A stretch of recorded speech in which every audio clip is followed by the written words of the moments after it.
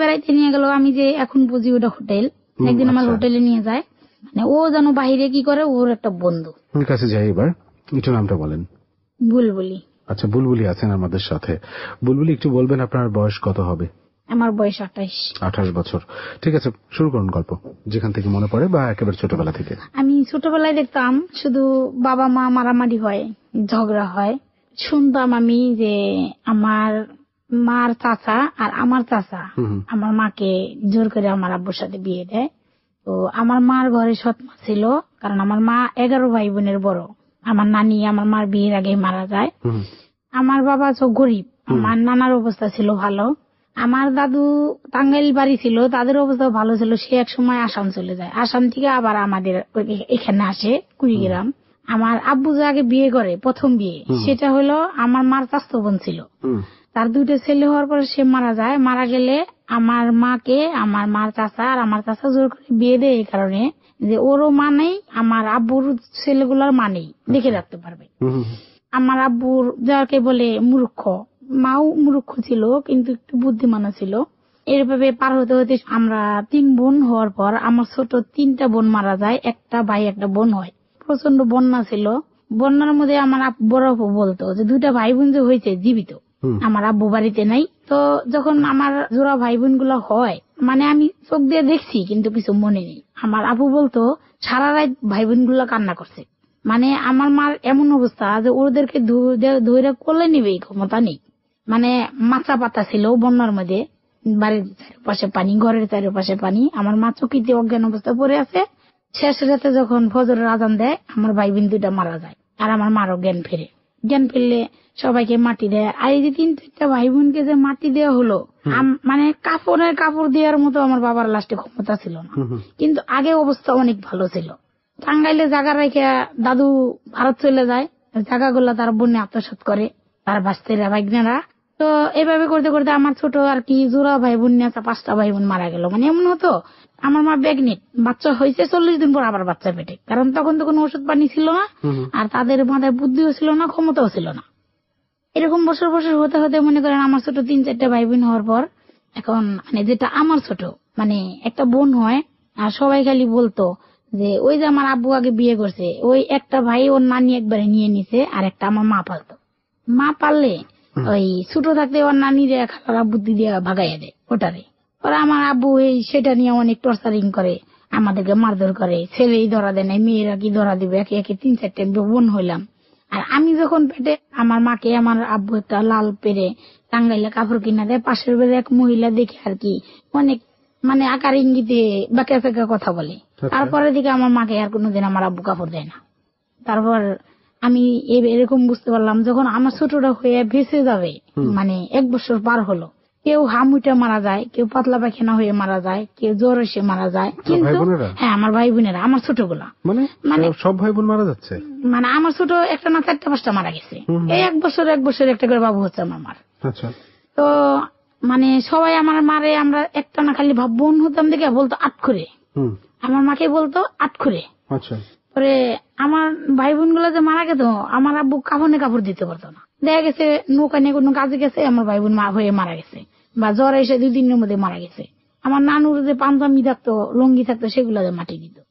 তো আমার ছোটটা যখন হলো, তো ও একটু কালো হয়।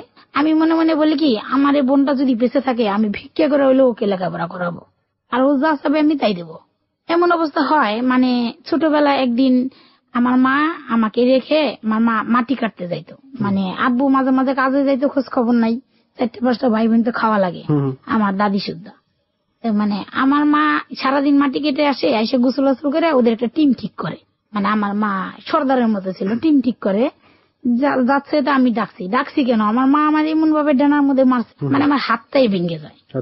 আমার ডান হাত ভেঙে যায়। ভেঙে গেলে 2-3 মাস অনেক খারাপ অবস্থা। যখন একটু ভালো হয়, আমার মা বলে উঠোন দিকে একটু পানি নিয়ে আসে, তো হাইটে যাচ্ছে একলাই। আমি মানে গোর খেয়ে আবার হাতটা ফুলে গেছে, ফুলে গিয়ে কান বন্ধ উঠে গেছে ফুলে। কিন্তু তখন প্রাথমিক কোনো চিকিৎসা ছিল না। তো ওইভাবে বড় হইতে হইতে আমি আমার যে ছোট ভাই, আমার ছোটরা যে ছোট একটা ভাই হয়, মানে ভাই হলো 6 নাম্বার। ভাই যেদিন হয়, আমার মা একদিন বিড়ি আনতে বলছে, আমার আব্বু গ্যান্ডারি কাটতেছে। দেখলাম আমার মা বিড়ি নিয়ে আসতে দেরি হচ্ছে, আমার বিড়ি নিয়ে আসতেছে, মানে তখন বিড়ি খাইতো যে, আচ্ছা বিড়ি আনতে বলছে, আমার মার একটু লেট হয়েছে। পেয়ারা গাছের গোড়া দিয়া বডির আচারি ছিল, আমার মা কিন্তু তখন অন্তঃসত্ত্বা, বাচ্চা হবে কিছুদিনের ভিতরে, এমন ভাবে মারছে আমার মা অজ্ঞান হয়ে গেছে। অজ্ঞান হয়ে গেলে আমার চাষি আমার আব্বুরে অনেক বকাঝকা করলো, পানি টানি ডাললো, জ্ঞান ফিরলো। তার কিছুদিন পরেই রোজার মধ্যে আমার মার বাবু হবে। আপনার কততম বাবু এটা? আমরা 3 বোন। মারা গেছে কয়টা ভাই? 4 বোন। আমার ছোট মারা গেছে 5টা ভাই বোন মারা গেছে। এগুলো কত? 4টার পর। আচ্ছা, কত বছর বয়সে এক একজন মারা গেছে? একটা বাবু হয়েছে 40 দিন পর আবার বাবু পেটে। আবার কি জন্য মানে কিভাবে সম্ভব এটা? মানে আমি এরকম শুনি, এখন বুঝি, তখন তো বুঝতাম না। এবং আপনার মা বাবা মেয়েরা যখন প্রেগনেন্ট থাকে, মানে বাবু হওয়ার পর 40 দিন 1 মাস 1.5 মাস পরে যখন মেন্স হয়, তাদের ভুলের কারণে আবার বাবু পেটে হয়।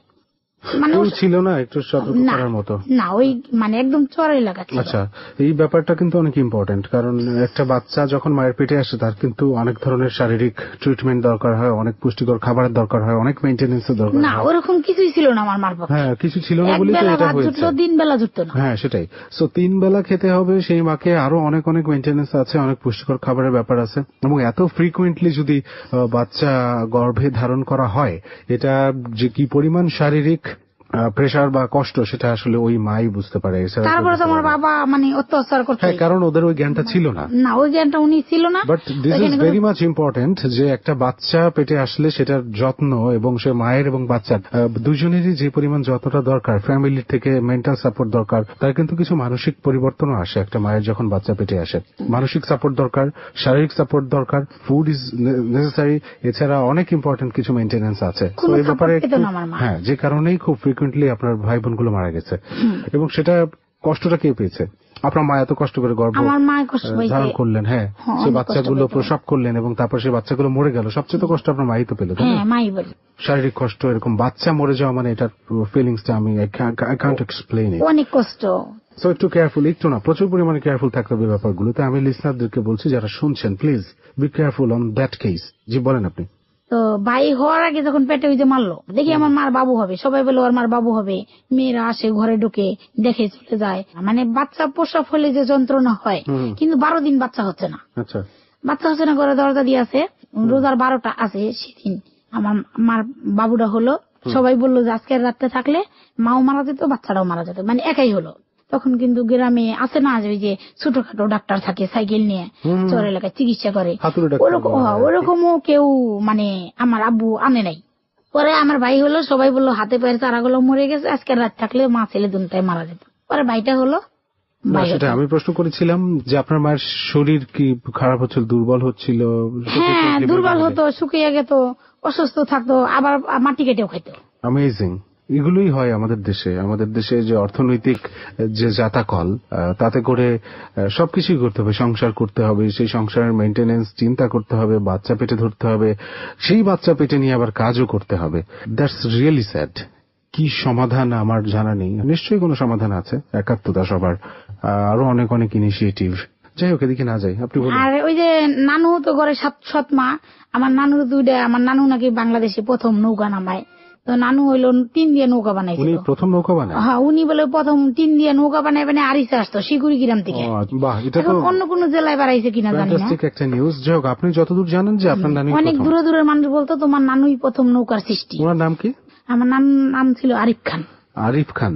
আচ্ছা, কোন এলাকায় ঘটনা? এটা কুড়িগ্রাম। আচ্ছা, কুড়িগ্রামের হয়তো পুরনো মানুষ বা কালক্রমে শুনেছেন, হয়তো অনেকে হয়তো জানেন।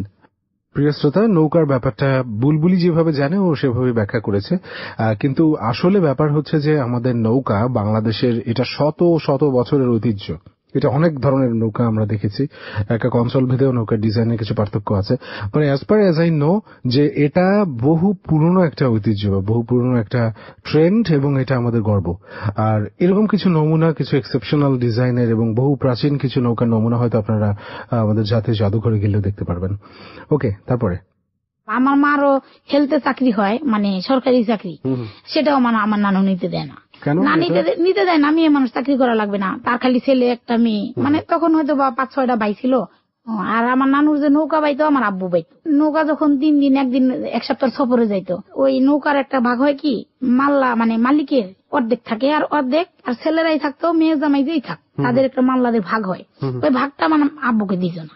মেজু মামা থাকতো, বলতো কি পাড়াই দিস চাল ধান আটা মাটা পাড়াই দিনি। আমার বড় আপু বলে একদিন গেছে কি নাকি মনে করে আমার মামা বলে আমার আপুরে দৌড় মারছে। পরে কি আইসে এক জগ পানি নেয়, আমার আপু কি করছে রাগে টেলাই টিবল পরে জগটা থুয়ে বাড়িতে এসে পড়ছে। এতে ওই যে মনে করেন ঘরের খাবার থাকতো না, টাকা ঠিক মতো দিত না, আর বলতো আমার আব্বু কাম করে না। তখন মনে করেন আমার মা মাটি কাটতে বাধ্য, কারণ না তার বাপের বাড়ি থাকলে কি হবে, আর আমাদের জমি জমা আছে মানুষের খাচ্ছে, আমার আব্বুর আবাদ করার বুদ্ধি নেই, মানে টাকা তো লাগে, কি করে টাকা জমায় উনি জমিগুলা চাষ করবে। আমার মা এত রাগি ছিল আর আমি এত দুষ্টামি ছিলাম। একদিন আমার জিগা গাছের লোকে বাইন্দা দিচ্ছে ভাত খাবার না দিয়ে, ওই গাছের লোকে বাইন্দা দিচ্ছে ভাত খাবার না দিয়ে, সবাই ভাত খাচ্ছে আমাকে খেতে দিচ্ছে না, বাইন্দা রাখছে। দুষ্টামি কি বা করছি। পরে আমার চাচতো বোন যে চাচা, আমার তো একটাই চাচা ছিল, মারা যায়। সেই চাচতো বোনও মারা গেছে, কিন্তু সেটা তখন বেঁচে ছিল, আমার বলে ছুটে। আমার মা এমন মারতো, আমি একদিন কান্না করতেছি, আমার আব্বু কি করছে আমার এমন আচার দিছে যে আমি পায়খানা প্রসাব করে দিছি, আমার চোখ দুইটা বলে কপালে উঠে গেছে। আর আমার মেজু বোনটা মানে আমার যেটা বড় সেটাকে ফেলে দিতে গেছে। মানে এত প্রচুর অত্যাচার করতো? হ্যাঁ প্রচুর, মানে কানলো কেন, ধরলি না কেন। আর আমার মেজু বোনটাকে নিয়ে ফালাই দিতে গেছে। পশ্চিমে আমাদের একটা লম্বা ক্ষেত ছিল, 10 মিনিট হাঁটলে ওই ক্ষেত শেষ হতো না, একবার সেই মাথা ফেলে দিতে যাচ্ছে।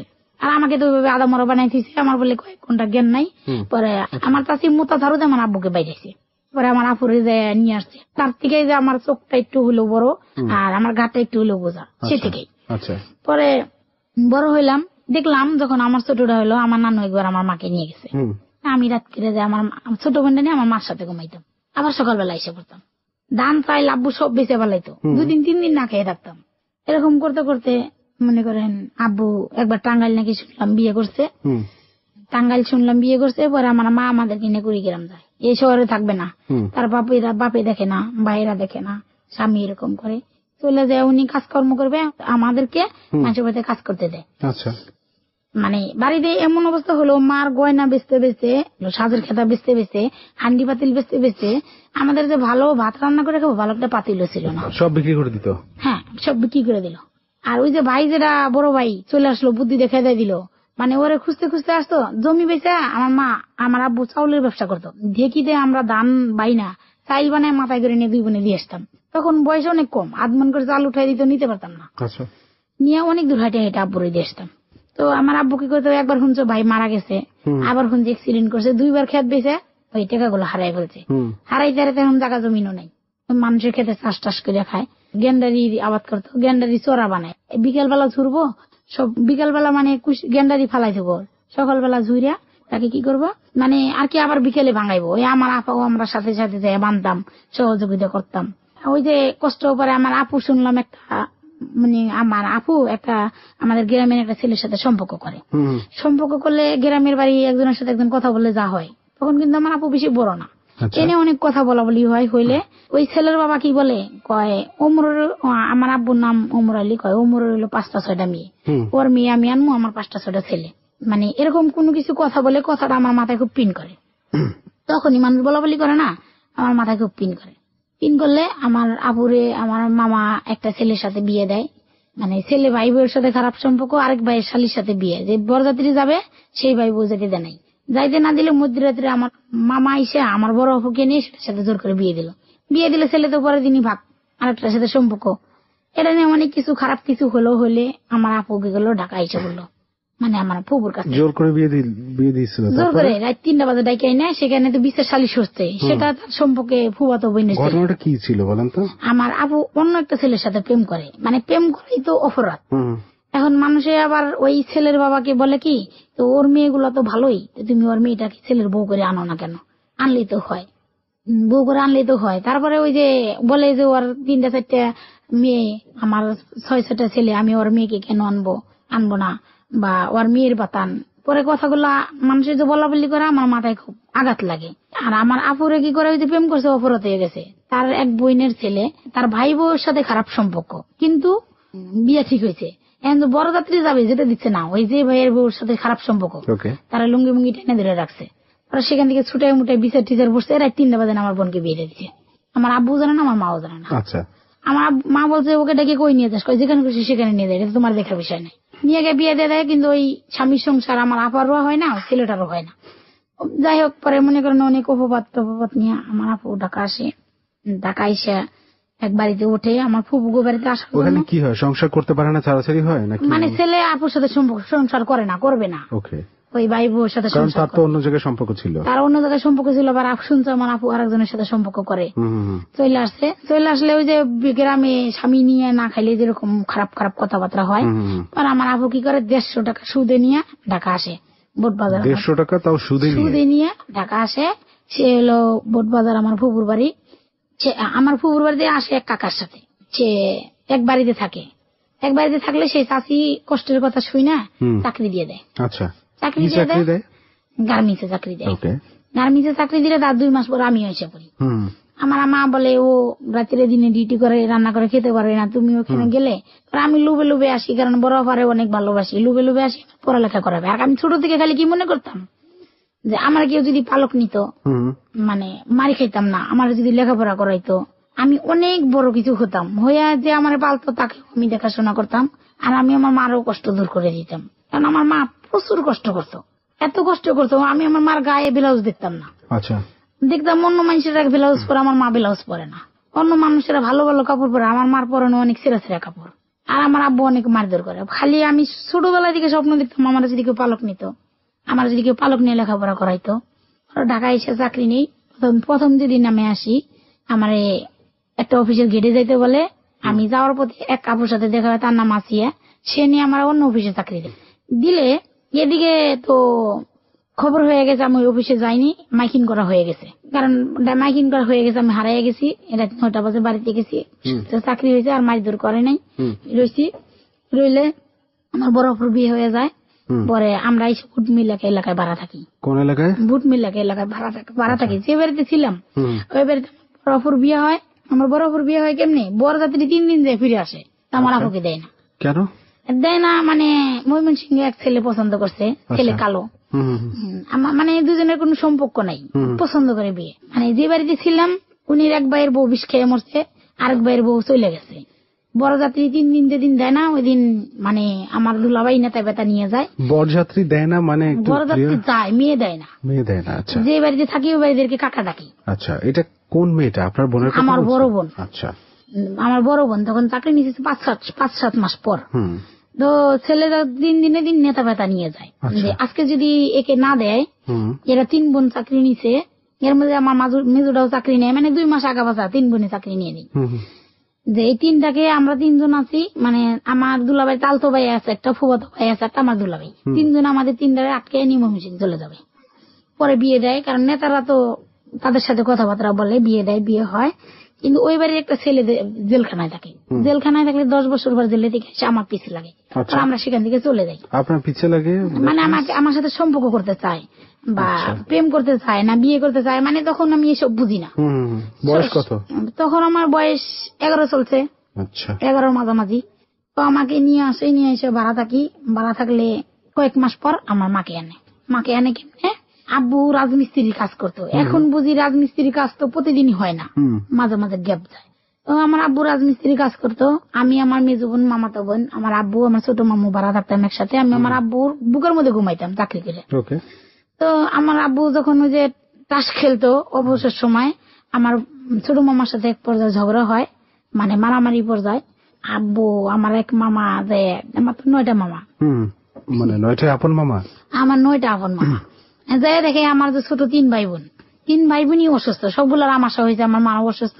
কিন্তু আমার আব্বু বাড়িতে টাকা দিচ্ছে না। আচ্ছা, ঠিক মতো কাজ করতেছে না, টাকা দিচ্ছে না। এগুলা খায় কি বা কিভাবে কি হয়? মামারা বুদ্ধি করে মাকে বেড়াইতে আনলো। বেড়াইতে আনা মানে এদের একটা পরিকল্পনা ছিল, বেড়াইতে আনবে কিন্তু আর দেবে না। আচ্ছা, আব্বু বাড়িতে যায়, মাকে নিয়ে আসে। তখন আমার বড় আব্বু প্রেগনেন্ট থাকে, আর আমার মাকে যেতে দেয় না। যেতে না দিলে তখন তো মাকে নিয়ে, মানে যে ফ্যাক্টরিতে চাকরি করি, 9 মাসের ওভার টাইম বাকি, 1 মাসের বেতন বাকি। অন্য অফিসে অন্য অফিসে চাকরি নেই তখন। আচ্ছা, হ্যাঁ বলেন। তখন মনে করেন যে তখন আমার বেতন ছিল 800। অন্য অফিসে অফিসে চাকরি নেই, চাকরি নিলে সেখানে বেতন ধরে হইলো গিয়া 2400। আচ্ছা, 2400 বেতন ধরে। বেতন ধরলে সেই টাকা টুকা দিয়ে দেয় না, মানে এমনও দিন গেছে না খাইয়া। 5টা বা 6টা ভাই বোন নিয়ে 2টা রুম ভাড়া কি দিয়ে কি করে খাই, মানে বাকি বুকি দিয়ে কষ্ট করে চলতে চলতে চলতে চলতে ওভার টাইম নিয়ে ভাইয়া মাসে 18 দিন রাত 2টা পর্যন্ত ডিউটি করতাম। রাত 18 দিন 2টা পর্যন্ত ডিউটি করতাম। আমার এমন হইতো ভাইয়ের আসলে আমার কাঠনের ভিতরে পড়ে রাখতো। কিসে? কাঠনের ভিতরে। কেন? ছোট মানে আমি এমন করতাম, আমার সুতো ভাঙাইতে দিচ্ছে হেল্পারি করতাম, সুতো ভাঙাই মানে আমি সেলোয়ার খুলে দিয়ে হাঁটা দিতাম, নিজে হাফ প্যান্ট, সবসময় আমার নিজে হাফ প্যান্ট থাকতো, মানে সেলোয়ার ভালো লাগে না হাঁটতে, খুলে দিয়ে হাঁটা দিতাম। আচ্ছা। আমার ছোট বইলা মাথায় স্কার্ফ বাইনা দিত, গায়ে উন্না দিয়ে দিত। আমি কি করতাম, আমি উন্না পরবো কেন, উন্না মানে ছেলেদের মেশিনের সাথে বাজায় শুয়ে চলে গেতাম। আচ্ছা। আমাদের একটা মনুভাই ছিল, মানুষ বলতো যে মনুভাই তোমার পাগলে উন্নত হয়ে গেছে, মানে বুঝতে পারতো যে মেয়েটা ছোট, তখন মনুভাই ডাকতো মনুভাই তোমার পাগলে উন্নতি হতে চলে গেছে। ওই উন্না টুকাই এনে আবার দিত, ধরে তো বাইর করে দিবে, উন্না ফেলে দিস কেন, সেলোয়ার খুলে ফেলিস কেন, মান সম্মান বুঝিস না, খুলিস না। এরকম করতে করতে মনে করেন যখন বোনগুলো আসলো, আসার পর আমি যে নতুন অফিসে চাকরি নিলাম, 2-3 হাজার টাকা বেতন পাই ভালো। আব্বু আসলো, এর মাঝে 2-3 বছর কেটে গেছে। আব্বু আসলো মাকে নিতে, সেদিন আমি 3175 টাকা বেতন পাই। দেখি আমার আব্বু রাত্রে আসছে, সকালে চলে যাচ্ছে। আমার আব্বার ফুফাতো ভাই সাথে আসে মাকে নিতে। তারা কি পরামর্শ করে জানি না, আমার বড় আপা বলে কি জায়গা জমি বিক্রি করে তোমার কাছে এসে পড়বো, মামাদের কাছে এসে পড়বো, আইসে এখানে জায়গা জমি রেখে সবাই মানে আমার আব্বু জায়গা বিক্রি করে ঢাকা আসবে, আসলে আমার আব্বুর একটা ছোটখাটো দোকান দিয়ে দিলে আমরা ভালো অবস্থা চলতে পারবো। সেখানে যে কি কি পেছো লাগে জানি না, আমার আব্বু আর আসে না। আমি যখন 2002 সালে 5 মাসে ইপিজেডে চাকরি নেই, চাকরি নেওয়ার পর যেদিন চাকরি নেই সেদিন মনে করেন ওই একটা আইন শৃঙ্খলা বাহিনীর সাথে সম্পর্ক হয়। মানে আমি যখন 2002 সাল 5 মাসে আইন শৃঙ্খলা বাহিনী বলতে তো বাহিনী মানে তো বিশাল বড় ব্যাপার, মানে সেনাবাহিনী, মানে সেনাবাহিনীতে কর্মরত কারো একজনের সাথে আমার সম্পর্ক হয়। আচ্ছা দাঁড়ান, কি ধরনের সম্পর্ক এগুলো এখন শুনতে পারছি না আমরা, কারণ আমাদের এখন ব্রেক নিতে হবে। নিয়েছিলাম যে আপনি যখন সাভারে আসলেন, আর্মিতে কাজ করে এরকম একজন মানুষের সাথে আপনার একটা সম্পর্কে নানা হতো। আচ্ছা, ইয়ং বয়সে তার সম্পর্কে নানা হতো কিভাবে? সে হলো আমার মামার মামা শ্বশুর। মামা শ্বশুর। চাকরি নিলাম যেদিন ইপিজিতে, ওই দিনই ছেলেটার সাথে পরিচয় হলো। এর মাঝে আমরা কবিরপুরে একটা জায়গা কিনি, সেটা আমার মামারা ফেরত নিয়ে আমাদের কালিয়াগুড়ির একটা জায়গা নিয়ে দেয়। সেই জায়গাটার প্রশ্ন পরে আসি, যাতে ওই জায়গাটা শুধু টাকা নিয়ে কিনলে সেখানে ঘর তোলা চলছে, আর আমার চাকরিও চলছে। ভাই বোন গুলারে ছোট 3টা ভাই বোন স্কুলে ভর্তি করে দিলাম, 2 বোনে কর্ম করি। ওই যে আমার বড় যে বিয়ে হলো, এখন তাদের মেয়ে রাখার জন্য আমার মাকে আর যেতে দিল না। তো আমি যখন ইপিজেডে চাকরি নেই, আইন শৃঙ্খলা বাহিনীর সাথে সম্পর্ক হয়। কিছুদিন পর আমি তার সাথে 5 বছরের সময় নেই। 5 বছরের ভিতরে আমি আপনার সাথে কোনো ঘনিষ্ঠতা হতে পারবো না, আমার ভাই বোনদেরকে মানুষ করতে হবে। 5 বছর? হ্যাঁ। তো কিছু টাকা পয়সা জমায় আমরা 2 বোন আমার আব্বুর কাছে যাই, যে হয় আব্বুকে নিয়ে আসবো, ঘর দেওয়ার জন্য কিছু টাকা জমায় চলে যাই, হয় আব্বুকে নিয়ে আসবো না মাকে পাঠাই দেবো। আর যাই দেখি আব্বু 3 দিন ধরে বিয়ে করছে। আচ্ছা, আব্বু 3 দিন আগে বিয়ে করছে? 3 দিন আগে বিয়ে করছে। মানে আপনার মায়ের সাথে কোনো ঝামেলা ছিল কি আব্বু? ঝামেলা বলতে ওই যে বেড়াইতে আনার কথা বলে আনছে আর দিচ্ছে না, সেখানে তো গ্যাপ হয়ে গেছে 2-3 বছর। মানে সবাই চেষ্টা আছে আব্বুকে আনতে, ওই যে চাষমাস খেলে ঠিক মতো কাজ করে না, আর ওই জায়গায় তো কোনো উন্নত এলাকা না। 6টা সন্তান নিয়ে সে 8 জন মানুষের সংসার চালাইতে পারে না। মানুষের খেতে কাজ করতে 10 টাকা কেজি চালছিল। তো যাই দেখি হঠাৎ করে আব্বু 3 দিন ধরে বিয়ে করছে। বড়টা তো অনেক কান্নাকাটি করলো, মানে আমরা নাই রেখেছি পুরী গ্রামে, দেখলাম বিয়ে করছে, অনেক কান্নাকাটি করলে আমার আব্বুর বাড়িতে উঠলাম না, আমার নানুর বাড়িতে ছিলাম, তখন আমার নানু জীবিত। বিয়ে করে কি বউ নিয়ে আসছে কি বাড়িতে? ঈদের 1 দিন আগে গেছি, দেখি 3 দিন আগে বিয়ে করছে। পরে আমার আব্বুর বাড়িতে আমরা যাই না, আগে আমার নানু বাড়িতে থেকে এসে পড়ি। আসলে এর সাথে মার সাথে অনেক কথা কাটাকাটি হয়, আর আমার দুলাভাই মামারা যেতে দেয় না। এভাবে 2-3 বছর চলে যায়। আমার মা আমাকে নিয়ে শহরে কেস করতে যায়, আমি সাথে যাই। মানে বাবার এগেইনস্টে কেস করবে? এগেইনস্টে কেস করবে, মানে আমাকে নিয়ে যায়। তখন তো টাকা পয়সা নেই, 2 বোনে মনে করেন এবার এসে 3-4 হাজার টাকা বেতন পাই, খাওয়া দাওয়াই চলে না, তখন তো হাতে কোনো টাকা পয়সা নেই। কেস করতে যাই, এক বয়স্ক লোক, তখন 40 বছর হবে, আমার বয়স 11 থেকে 12। ওই মানে আমার মাকে এমন ভাবে কথা বলে, মানে আমার মা বললো পরের দিন বললো যে আমার কেস টেস্ট লাগবে না, ও বিয়ে করছে, ওর সংসার ও করে খাক, আমার মেয়ের কি ইজ্জত খাওয়া মানে কি আমি, মানে লোকটা আমার মাকে এইভাবে বলে, মানে আমাকে খারাপ প্রস্তাব দেয় আর কি, টাকাও চায় আবার খারাপ প্রস্তাবও দেয়। পরে আমার মা আর কেস টেস করে না, তো আমার নানু আমার মাকে নিতে আসে যে আমার মেয়ে আমাকে দিয়ে দাও, তোমরা কি করবা করো, আমার দেহের বিষয় নেই। তাহলে আমার মাকে যদি আমার নানু নিয়ে যায় তাহলে আমরা কি করব? পরে আমি আমার নানুরে বুদ্ধি খাটাই তখন এই কথাটা বলি, নানু তুমি আমার মার জন্য যা করছো তার দিকে আমি যদি বেঁচে থাকি তোমার দিকে বেশি করে দেখাবো। ছোট ছোট ভাই বোন মারা গেছে, তাদের প্রতি চিন্তা বেঁচে আছে, মায়াই আলাদা। আমার ছোট বোনটা হলে তো পালকই দিতে চাই, পালক দিতে দিই না আমরা, খুব সুন্দর হয়, ফুটফুটে হয়, ভাইও তো একটাই, নিতে দেই না, কই আমি তার থেকে বেশি কিছু করে দেখাবো বলে আমার মারে নিতে দিই না। আমার মারে আর চাকরি করতে দিই না। আমরা 2 বোন চাকরি করে 3টা ভাই বোন স্কুলে ভর্তি করে দিলাম, 4-5 বছর ভালোই রইলাম। 2007 সালে ওই ছেলের সাথে মানে আইন শৃঙ্খলা বাহিনীর সাথে তো আমার 2 সালে সম্পর্ক হলো। আইন শৃঙ্খলা বাহিনীতে কাজ করতেন এমন একজন মানুষের সাথে? হ্যাঁ, কাজ করতেন, এবং তিনি আর্মিতে কাজ করতেন, এবং সম্পর্কটা হলো কি আপনার নানা? হ্যাঁ, এখন পর্যন্ত এতটুকুই জানি যে সম্পর্কের জের ধরে উনি আপনার নানা হতো, নানা বলেই ডাকতেন, তাই তো? কিন্তু উনি আবার ইয়াং, মানে বয়স কম। বয়স কেমন? বিয়ে করে নাই? না, বিয়ে করে নাই। বয়স কত? 30-এর মধ্যে ছিল? 30-এর মধ্যে ছিল। 30-এর মধ্যে ছিল। জি। আমাদের বাড়ির আশেপাশে ওনাদের কাঁঠাল আছে, ছুটি পেয়ে ওনার বড়টার সাথে কাঁঠাল কাটতে যায়। রিক্সায় আমি বসে থাকি, আমার ডাক দেয় এদিকে শুন, রিক্সায় বসে থাকি।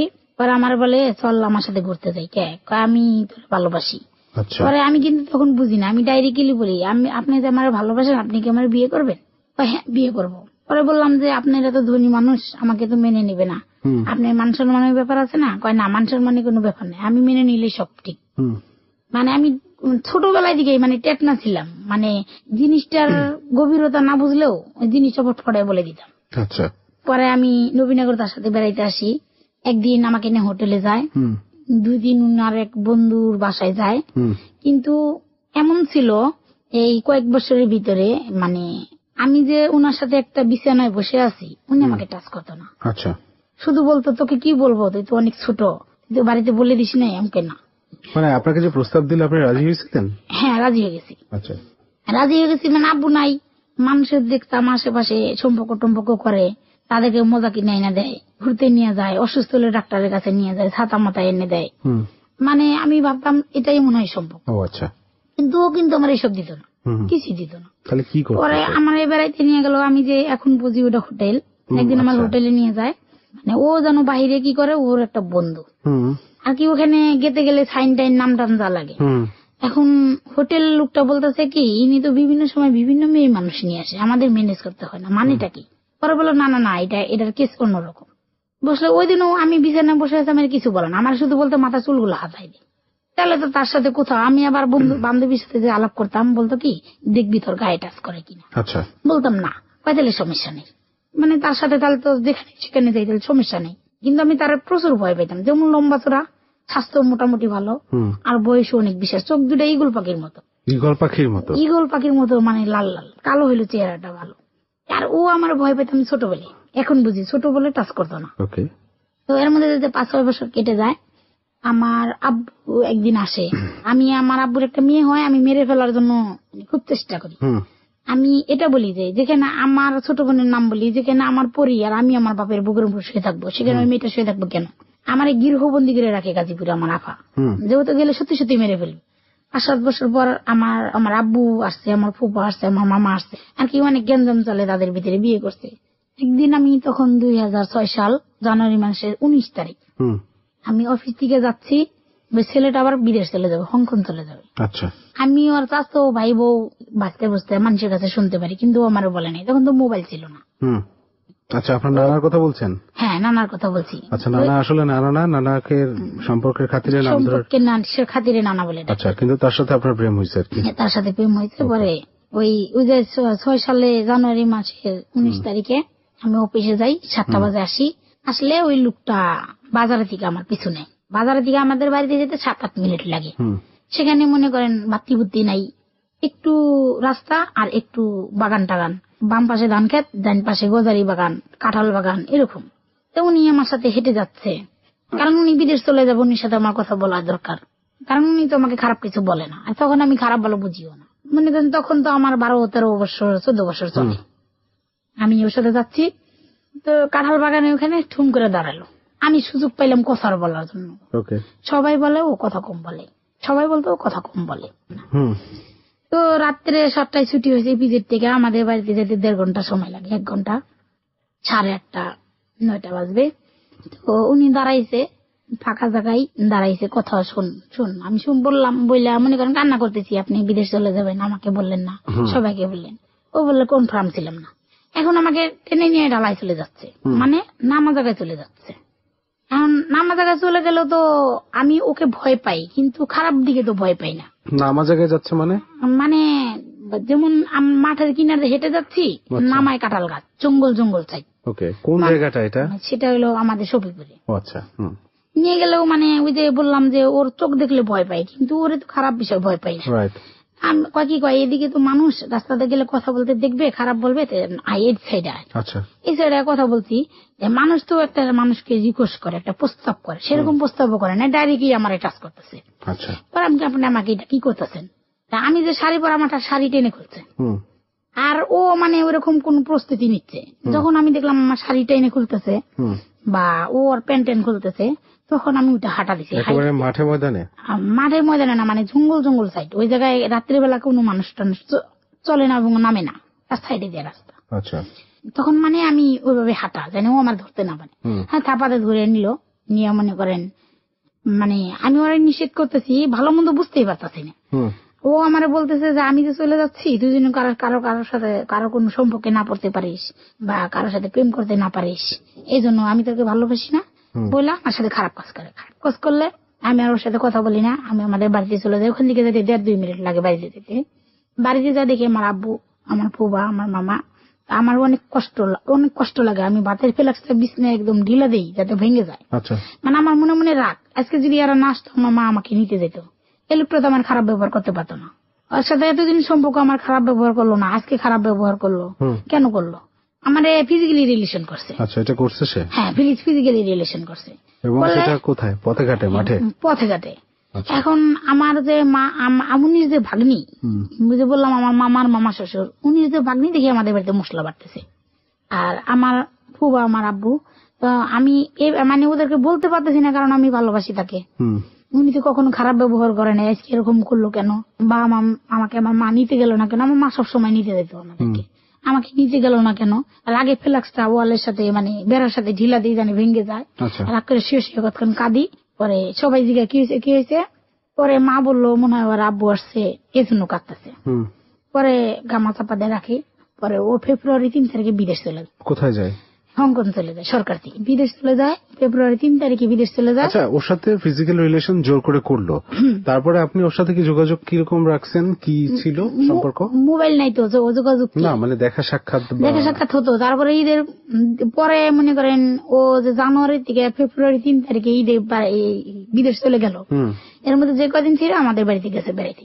পাশে ওর স্বাস্থ্য বাইরের বাড়ি, আমাদের বাড়ির উপরে যাইতো বা আমাদের ঘরে ঢুকতো, কথা কইতো। আমার ছোট বোনকে আদর করতো, তখন আমার ছোট বোন আদর করতো, মার সাথে সবার সাথে কথা বলতো, যাইতো। তো যখন বিদেশ চলে যায়, আমি 1 বছর ওর জন্য দোকানের আশেপাশে অপেক্ষা করি যে শুক্রবার হলেও আমাকে একটু ফোন দেবে কিনা, ও আমাকে একটু ফোন দেবে কিনা, কিন্তু ফোন দেয় না।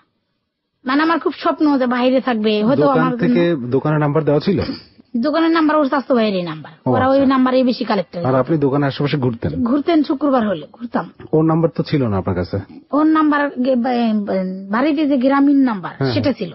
আমি হলো মানুষের মোবাইল দিয়ে কথা বলতাম, অফিস থেকে 5 টাকা মিনিট, মানে মাঝে মধ্যে বা দোকানপাটের দিকে কথা বলতাম। তো বিদেশ থেকে তো ওর নাম্বার আমার কাছে নেই। আমি 1 বছর তিলে তিলে অপেক্ষা করি দোকানের আশেপাশে যে আমার একদিন একটু ফোন দিবে কিনা। এর মাঝে আমার বিয়ে আসে, বাউল কলেজের পূর্ব স্যারের সাথে আমার বিয়ে ঠিক হয়। আচ্ছা, মানে আমাদের ওখানে উনি যে দোকানদার মোবাইল আলা, তার আত্মীয় লাগে বেড়াইতে যায়, সে নাকি ইয়ং বয়সে প্রেম করে সেক খাইছে। আচ্ছা, পরে আমার দিকে পছন্দ হয়, সবাই মিলে বিয়ে ঠিক করে। আমি একমাত্র ওর কারণে যেদিন কাবিন করতে আসে সেদিন আমি পলাই যাই। কারণ আমি মনে করেন ওই যে ও যে জানুয়ারির 19 তারিখে আমার সাথে ফিজিক্যালি রিলেশন করলো, ফেব্রুয়ারি 3 তারিখে চলে গেল, এর মধ্যে যে কয়েকদিন হয়ে গেছে, মনে করেন ফেব্রুয়ারি 8-10 দিন যাইতেই আমি রাস্তা নাই ঘাট নাই বমি করতে করতে মরি। আচ্ছা, বাচ্চা হইলে কি হয় জানি না, কিন্তু আমি দেখতাম আমার বড় আপুকে, আমার মাকে, সবাইকে পরে আমার বমি হচ্ছে, অধরে বমি হচ্ছে, মানে বমি হচ্ছে, মানে আমার বাচ্চা পেটে, আমি জানি না।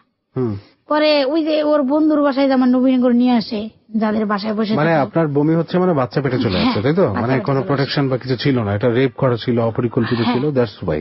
তো আপনার যে শারীরিক চেঞ্জেস, মানে কোনো কিছু আসছে 15 দিনের ভিতরে শুরু হয়ে যায় বমি করা। আচ্ছা, কিন্তু কোনো চেঞ্জ আসে না শরীরের? না চেঞ্জ আসে কিনা বুঝি না। আচ্ছা, এবং সেটা আসবে তো, বা আসছিল? কি হয়েছিল তখন? আসতেছিল, কারণ বাড়ির সবাই বুঝতে পারেনি।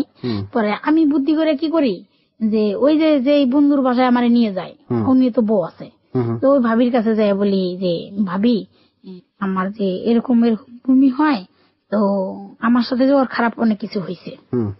ওরা তো জানে যে ওদের বাসায় যাই খারাপ কিছু হয়, এক রুমে দিয়ে হয় না, আমার তো ওখানে খারাপ কিছু হয় না। আচ্ছা, পরে ওনার বাসায় কি খারাপ কিছু হয়? মানে আমি যে ওর বন্ধুর বাসায় 2 দিন যাই, এক রুমে আমাদেরকে দিয়ে হয়, আমাদের তো ওখানে খারাপ কিছু হয় না, কিন্তু ওরা তো জানে খারাপ কিছু হয়। কারণ একটা বন্ধুর বাসায় একজনের গার্লফ্রেন্ড নিয়ে যাওয়া তো অনেক কিছু খারাপ কিছু। ওরা আমি ভাবিকে অনেক কিছু বললে ওনার স্বামী আমার নেগেটিভ কথা বলে, যে ছেলেদেরকে মাগনা দিয়ে এলে, মাগনা মানুষের বাসায় বেড়াইতে গেলে এরকমই হয়। ভাবি নিয়ে এক ডাক্তারের কাছে আসলে 1 সপ্তাহ ওষুধ দিয়ে বাড়ি পাঠিয়ে দিলে তো বমি হচ্ছে, বাড়ির মানুষ বলে কি হয়েছে, জন্ডিস হয়েছে। ডাক্তারের কাছে যাচ্ছি, আমি কই আমার অফিসে বান্ধবীদের নাম বলি, ওর সাথে ডাক্তারের কাছে যাব। ডাক্তারের কাছে যাই, মানে বাড়িতে মানুষ ছোট তো, আর আমার সবাই অনেক বিশ্বাস করে, মানে আমার কেউ সন্দেহ করে না, বুঝতে পারে না। 1 সপ্তাহ পরে আবার ভাবির কাছে ফেরত যাই, ভাবি আর আমার সাথে আসে না। না আইসা মানে আর কি ব্যস্ততা দেখাইয়া উনি বাসায়, আমি সকালবেলা আসছি, আইসে আমি সারাদিন ঘুমাই আছি। পরে ভাবি আমার সাথে না আইসা কি করে, ভাবির কি একটা ব্যস্ত দেখে ভাগ্নি না কার বাসায় চলে যায়, তখন সন্ধ্যা বাজে। পরে যে ডাক্তারের কাছে আমার নিয়ে আসে, সেখানে আসার রাস্তায় আমি মানে আসি না, মানে রাস্তায় অ্যাক্সিডেন্ট করি ইচ্ছে করে। কি অ্যাক্সিডেন্ট করলেন? মানে রোড অ্যাক্সিডেন্ট করি ইচ্ছে করে, গাড়ি তলে যাই। হ্যাঁ, মরে যাবো। কারণ আমার মানে আমি তখন এটা বুঝতে পারি যে শিওর আমার বাবু পেটে, আমি এত ছোট মানুষ, আর ও তো বিদেশ চলে গেছে, ওর সাথে আমার কোনো যোগাযোগ নেই। তাহলে ওর নাম্বারে ফোন দিয়ে দিই, ওর বড় ভাই ধরে তার সাথে কথা বলে। কোথায় পাইছেন? ওর নাম্বার তো আগে ছিল, মানে বাংলাদেশের গ্রামীণ নাম্বার, ওইটাতে ফোন দিয়ে ওর কোনো বন্ধু বান্ধব ধরে কিনা, কোনোভাবে ওর সাথে কালেকশন করা যায় কিনা, কিন্তু হয় না। পরে আমি যখন বুঝলাম যে আমি এখন বাড়িতে যে কি করব, আমার বড় বোনটা বিয়ে দিয়ে নেই, ছোট 2-3টা ভাই বোন, আমার মার এই অবস্থা, আমার বাবা নেই, তাহলে তো সবাই আত্মহত্যা করবে আমার এই খারাপ কথা শুনলে। আর ওর সাথে তো যোগাযোগ করতে পারতেছি না, বাচ্চা নষ্ট করবো, ফেলে দিব, সে বিয়ে করবে কি করবে না। গাড়ি তাহলে অ্যাক্সিডেন্ট করতে যাই, অ্যাক্সিডেন্ট করতে গেলে আমার একটা রহিম নামের একটা ছেলে বাসায়। আচ্ছা, মানে ওই ছেলেটা পার হচ্ছে, মানে যেমন ওই ছেলেটা ডাইনে তো, আমি বামে আসতেছি, মানে আমার ইচ্ছে হলো আমি তো আসবো না, আমি গাড়ির নিচে যাবো। ওই ছেলেটা যখন দেখছে আমি গাড়ির নিচে পড়ে যাচ্ছি, থাবা মেরে ফালাই দিছে। ফালাই দিলে সে ধরে নিয়ে যায়। পরে কি হয়েছে, আমি না কিছু হয় নাই। পরে আমার বললো যে চলেন আমার সাথে এক জায়গায়। পরে উনি নবীনগর ক্যান্টনমেন্টের সামনে একটা ডাক্তারের দোকান থাকে, ওই ডাক্তারের দোকানে আবার ওই ছেলেটা কাজ করে। আমি যে দোকানটা যাই, সেখানে ছেলেটা বসলে আমার সাথে কথা শুনে পরে আমি বললাম কি ভাইয়া, আমি বললাম না যে আমাদের অবৈধ সম্পর্ক, আমি আমার তো একজনের জোর করে বিয়ে করছে, তো আমি তাকে বিয়ে করতে চাইনি, কাবিননামা ছিঁড়ে ফেলে দিছি। তার আগে আবার আমি হাতে চুরি টুরি পরে যাই, মানুষ জানি বোঝে না যে আমি বিবাহিত না।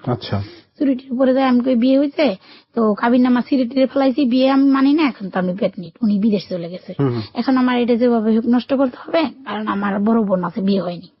পরে বললে কোনো চিন্তা নেই, আমার সাথে চলেন। পরে এই দোকান আসছিলেন, আমি কি আমি এখানেই কাজ করি। পরে ওনাদের সাথে কথা বললো, পাঠিয়ে দিল সাভার জেনারেলে। আমার পকেটে আছে 1000 টাকার মতো। তাও তো আপনি বুদ্ধি করে এই কাজটা করছেন, আপনার সাথে আবার কেউ ছিল না? আমি রাখতাম, মানে আমি অনেক কিছু চিন্তা করছি যে আমার আব্বুর এতগুলো সন্তান, আমার এত কষ্ট হয়, আমার মার পরনে শাড়ি থাকে না, আমি যদি এই সন্তানটাকে নিয়ে কোথাও চলে যাই, আমি তো ছোট মানুষ, আমার সবাই ডিস্টার্ব করবে, আমার সবাই ডিস্টার্ব করবো, আর আমি ওরা কি পরিচয় দিব? না জায়গা দিতে পারবো, না জমি দিতে পারবো, না ঘর বাড়ি করে দিতে পারবো। আর মানুষে তো যার সন্তান বলে ওরা অনেক অত্যাচার করবো, অনেক মারধর করবো, তখন যদি খারাপ হয়ে যায়। তো পরে ওখানে নিয়ে যায়, ওই ভাইটা আমার জেনারেল হাসপাতালে নিয়ে যায়, নিয়ে আমার অপারেশন করায় দেয়। মানে আমি জানি না যে অপারেশন কারে বলে, সন্তান হলে কি করব, আমি শুধু জানি ওই ভাবির কাছে যাব, আর ভাবির কাছ থেকে বেরোয় আমি জানি শুধু আমার লাশটা বাড়িতে যা, গেলে যাবে, না গেলে না যাবে। ভাববে মানুষ অ্যাক্সিডেন্ট করে মারা গেছে, ওর কোনো তো সমস্যা নেই। পরে ভাইয়াটা নিয়ে গিয়ে অপারেশন করায় দেয়, কিন্তু ভাইয়াটা অনেক ভালো ছিল।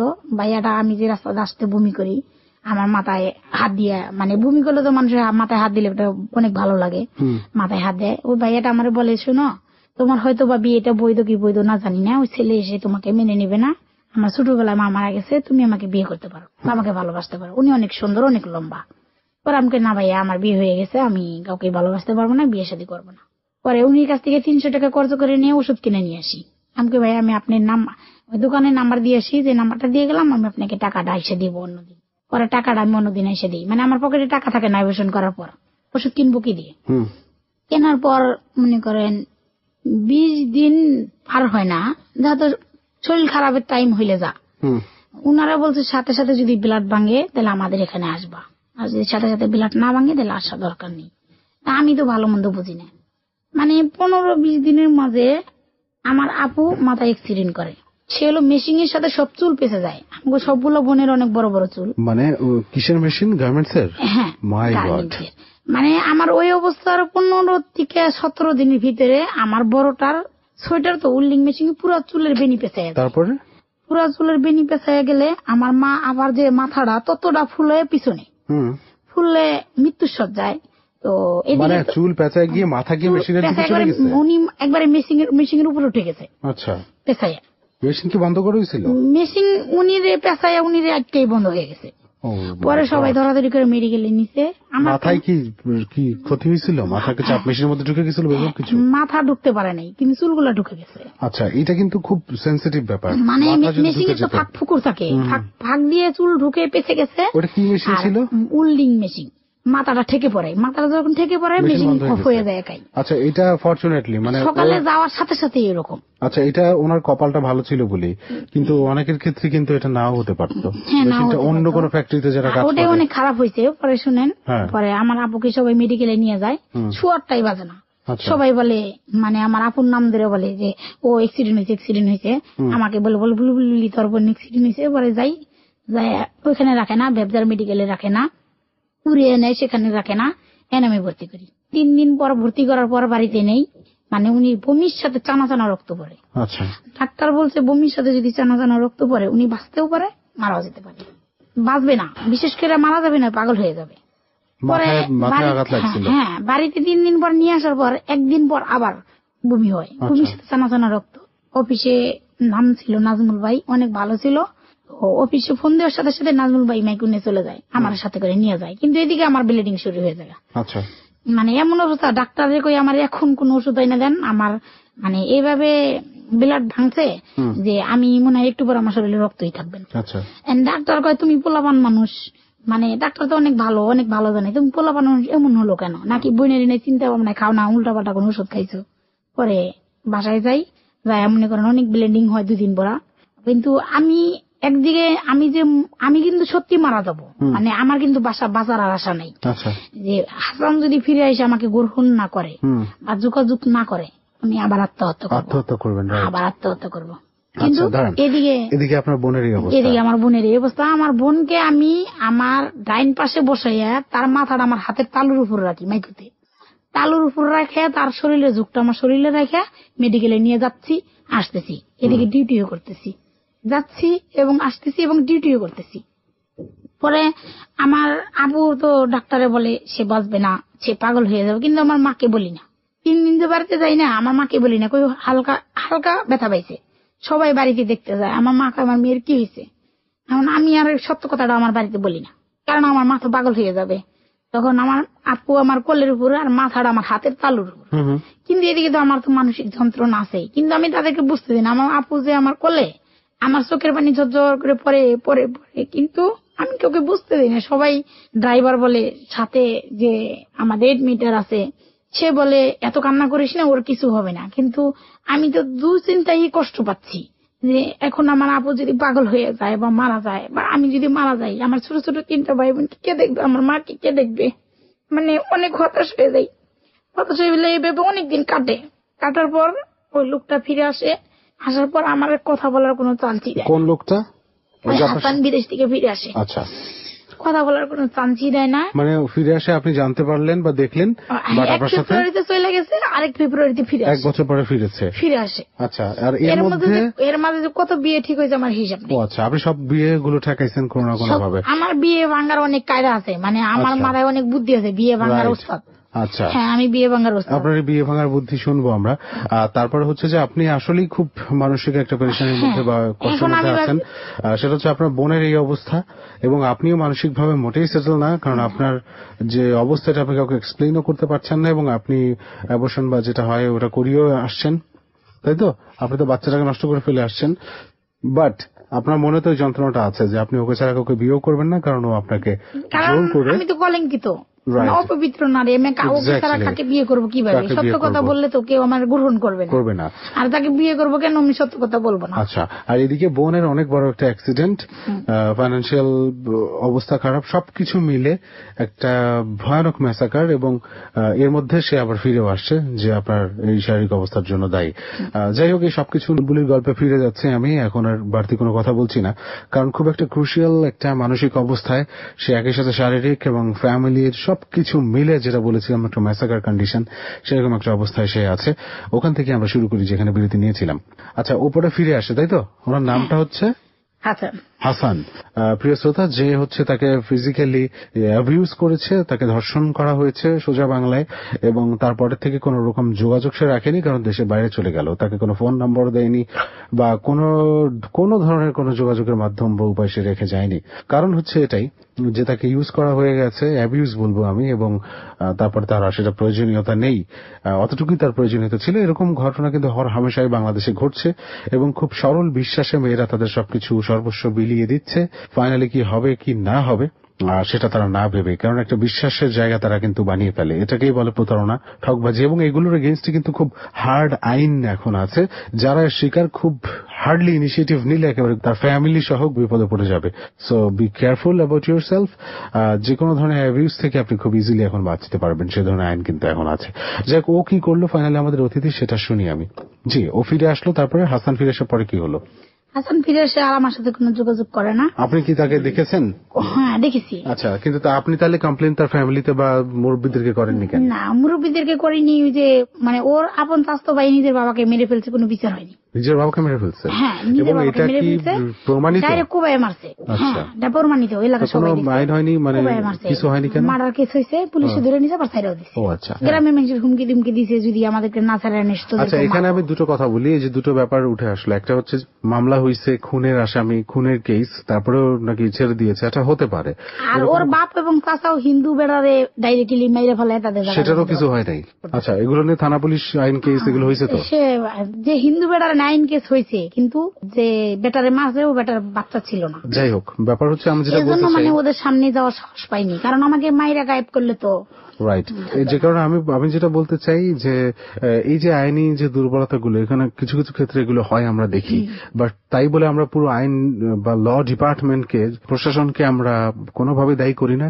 অনিয়ম দুর্নীতি সব জায়গাতেই থাকে, তার জন্য অনেক বছর আগের কথা। আচ্ছা, অনিয়ম দুর্নীতি সব জায়গায় থাকে, তার জন্য পুরো ডিপার্টমেন্টকে কিন্তু আমরা দায়ী করতে পারি না। ঠিক যেমন এই যে বারবার বলছে যে একটা আর্মিতে কর্মরত একজন মানুষ, যার সাথে ওর একটা সম্পর্ক হলো এবং তাকে ফিজিক্যালি অ্যাবিউজ করে বিদেশে চলে গেল, এই একজনের জন্য পুরো আর্মি ডিপার্টমেন্টকেও আমরা কিন্তু খারাপ ভাবতে পারি না। ভালো খারাপ মিলেই কিন্তু সবকিছু আছে। আর ব্যাপারটা হচ্ছে যে পুলিশ হোক, আর্মি হোক, ডাক্তার হোক, ইঞ্জিনিয়ার হোক, মানে যে প্রফেশনেরই মানুষ হোক না কেন, পার্সোনালি সে কিন্তু একটা মানুষ ফার্স্ট অফ অল, এবং তারপরে সে হচ্ছে একটা প্রফেশন হোল্ডার। সো উনি যদি ওই প্রফেশনে থেকে কোনো কিছু করে থাকে যেটা কিনা আসলেই খুব রিলেভেন্ট নয়, তো সেক্ষেত্রে আমরা পুরো ওই পেশাটাকে, ওই ডিপার্টমেন্টটাকে আমরা কিন্তু দায়ী করতে পারবো না। এটা ওনার পার্সোনালিটির ফল্ট হতে পারে, এটা ওনার পার্সোনাল জাজমেন্টের জায়গা থেকে হয়েছে। সো ওই ডিপার্টমেন্ট বা ওনার ওই পেশা কোনোভাবেই এর সাথে ইনভলভ নয়। এটাই হচ্ছে আমার বলা ছিল। আচ্ছা, তারপরে বলুন আপনি। তারপর ও আমারে কোনো কথা বলার চান্সই দিচ্ছে না। মোবাইল কিনে ওরে ফোন দেই, তাও কথা বলে না। এখন ওর সাথে তো আমার মিট করতেই হবে, দেখা করতেই হবে। এর মাঝে আমার মা অসুস্থ হয়। মা অসুস্থ হইলেও আমি ওর সাথে একদিন দেখা করি। ও বলে আমার উত্তরা যেতে। ও আবার বলতো এক সময়, মানে আমার সোয়েটার বের করে দিতে বলতো সুন্দর সুন্দর। আমি বলতাম কি, আমি কিনে দিব। একদিন ফোন দিয়ে বলছি যে আপনি কি কিনে দিবেন, কি নেবেন আপনি? তোর পায়ের ধুলা দিলেও আমি নিব। সেটা হলো বাইরে যাওয়ার আগের কথা। তো আমি ওরে বলি, তোমার আপনাকে আমি মার্কেট করে দেবো। উত্তরা গেছি, একজন চাকমার বাসায় নিয়ে যায়। এখন ওর সাথে তো আমার দেখা করতেই হবে, কারণ আমি ওর বাচ্চার মা। সে মারা যাক, নষ্ট করি আর বেঁচে থাক, আমি তোর বাচ্চার মা, সেটা তোকে জানতে হবে। চাকমার বাসায় নিয়ে গেলে চাকমাকে যেন কি আনতে পাঠায়, ওই দিনও আমার সাথে খারাপ ব্যবহারটা করে। আমার আঙ্গুর খাইতে দিছে, ও সিগারেট খাচ্ছে, চাকমাটা ওকে ডাক দিল। ওকে 3 ভাই বোন একটু বাসায় থাকে, মানে ওদের কেসিং রুমে যাইয়া ওই চাকমাটা ওর হাত থেকে সিগারেট নিয়ে খাচ্ছে। মানে আমি অনেকক্ষণ পর গেছি, সিগারেট খাচ্ছে আর ওকে জড়াই দিয়ে আছে। মানে হাসানকে জড়াই দিয়ে আছে সামনে, ওর উপরে উঠে ওর ছবি তুলতেছে, এই করতেছে, মানে উপরে শুয়ে মেয়ে। মানে আমি যে ওকে টাচ করবো এই ক্ষমতা নেই, আমি তো টাচ করবো না, তারপরে আছে না যে আমি যে ওকে টাচ করবো সেই ক্ষমতা নেই। মেয়েটা জড়াজড়ি করতেছে, যখন দেখলাম কেসিং রুমে সিগারেট ওর হাত থেকে নিয়ে খাচ্ছে আর ওটাকে জড়াই দিয়ে আছে, আমার ভিতরে এমন একটা ঘৃণা আসলো। তো যখন চাকমারা খেতে বসছে, খাওয়ার শেষে ওরা গল্প করতেছে, ওখানে ও গেছে, আমি একা একটা রুমে বসে আছি। এই সুযোগ আমি পালাইতে পারি, কারণ এই বেটা তো আমার কোনো কথাই শুনতেছে না। একবার ফিজিক্যালি রিলেশন আমাকে জোর করে করছে, আমি বাচ্চার মা হয়ে গেছি। আবার আজকে ফিজিক্যালি রিলেশন করলো, আবার করবে। ও আমি বোঝার আগে ও যা করছে, বোঝার পরে তো এটা হতে পারে না। কারণ যে চাকমাকে জড়াই ধরতে পারে, চাকমায় ওকে কিস খেতে পারে, সিগারেট খেতে পারে, তাহলে তো ওর চরিত্রটাই এরকম। আর ওর চাকমার ভাইয়ের সাথে এমন একটা গল্প করতেছে, ওর বাবা কিন্তু মারা গেছে 25 দিন আগে। হাসানের বাবা 25 দিন আগে মারা গেছে। মানে ওদের গল্পে এটুকু বোঝা যাচ্ছে যে ওদের বৃহস্পতিবারে পার্টি আছে, 4 বোতল মদ নিয়ে দিতে বলছে। মানে যেভাবে হিন্দি ভাষায় বলতেছে আমি কিন্তু সব বুঝতেছি। মানে রাত্রে পার্টি, শুক্রবারে ওর বাপের মিলাদ করতে যাবে 40 দিনের দিন। পার্টি দিবে মদ খায়া, মেয়েদেরকে আড্ডা মারবে, এদিকে চাকমা মেয়েকে জড়াই ধরতেছে, এদিকে আমাকে এই বাসায় নিয়ে এসে ফিজিক্যালি। সে ভালো হতে পারে না। ওরা যে গল্প করে এই ফাঁকে আমি কি করি, স্ক্যাপ টিস্ক্যাপ পইরা পরে এক রুমে গল্প করতেছে, মাঝখানে কিসিং রুম, পরের রুমে আমি বসে আছি। ডাইরেক্ট ধাম করে দরজাটা খুলে সরে নিচে নেমে পড়ি।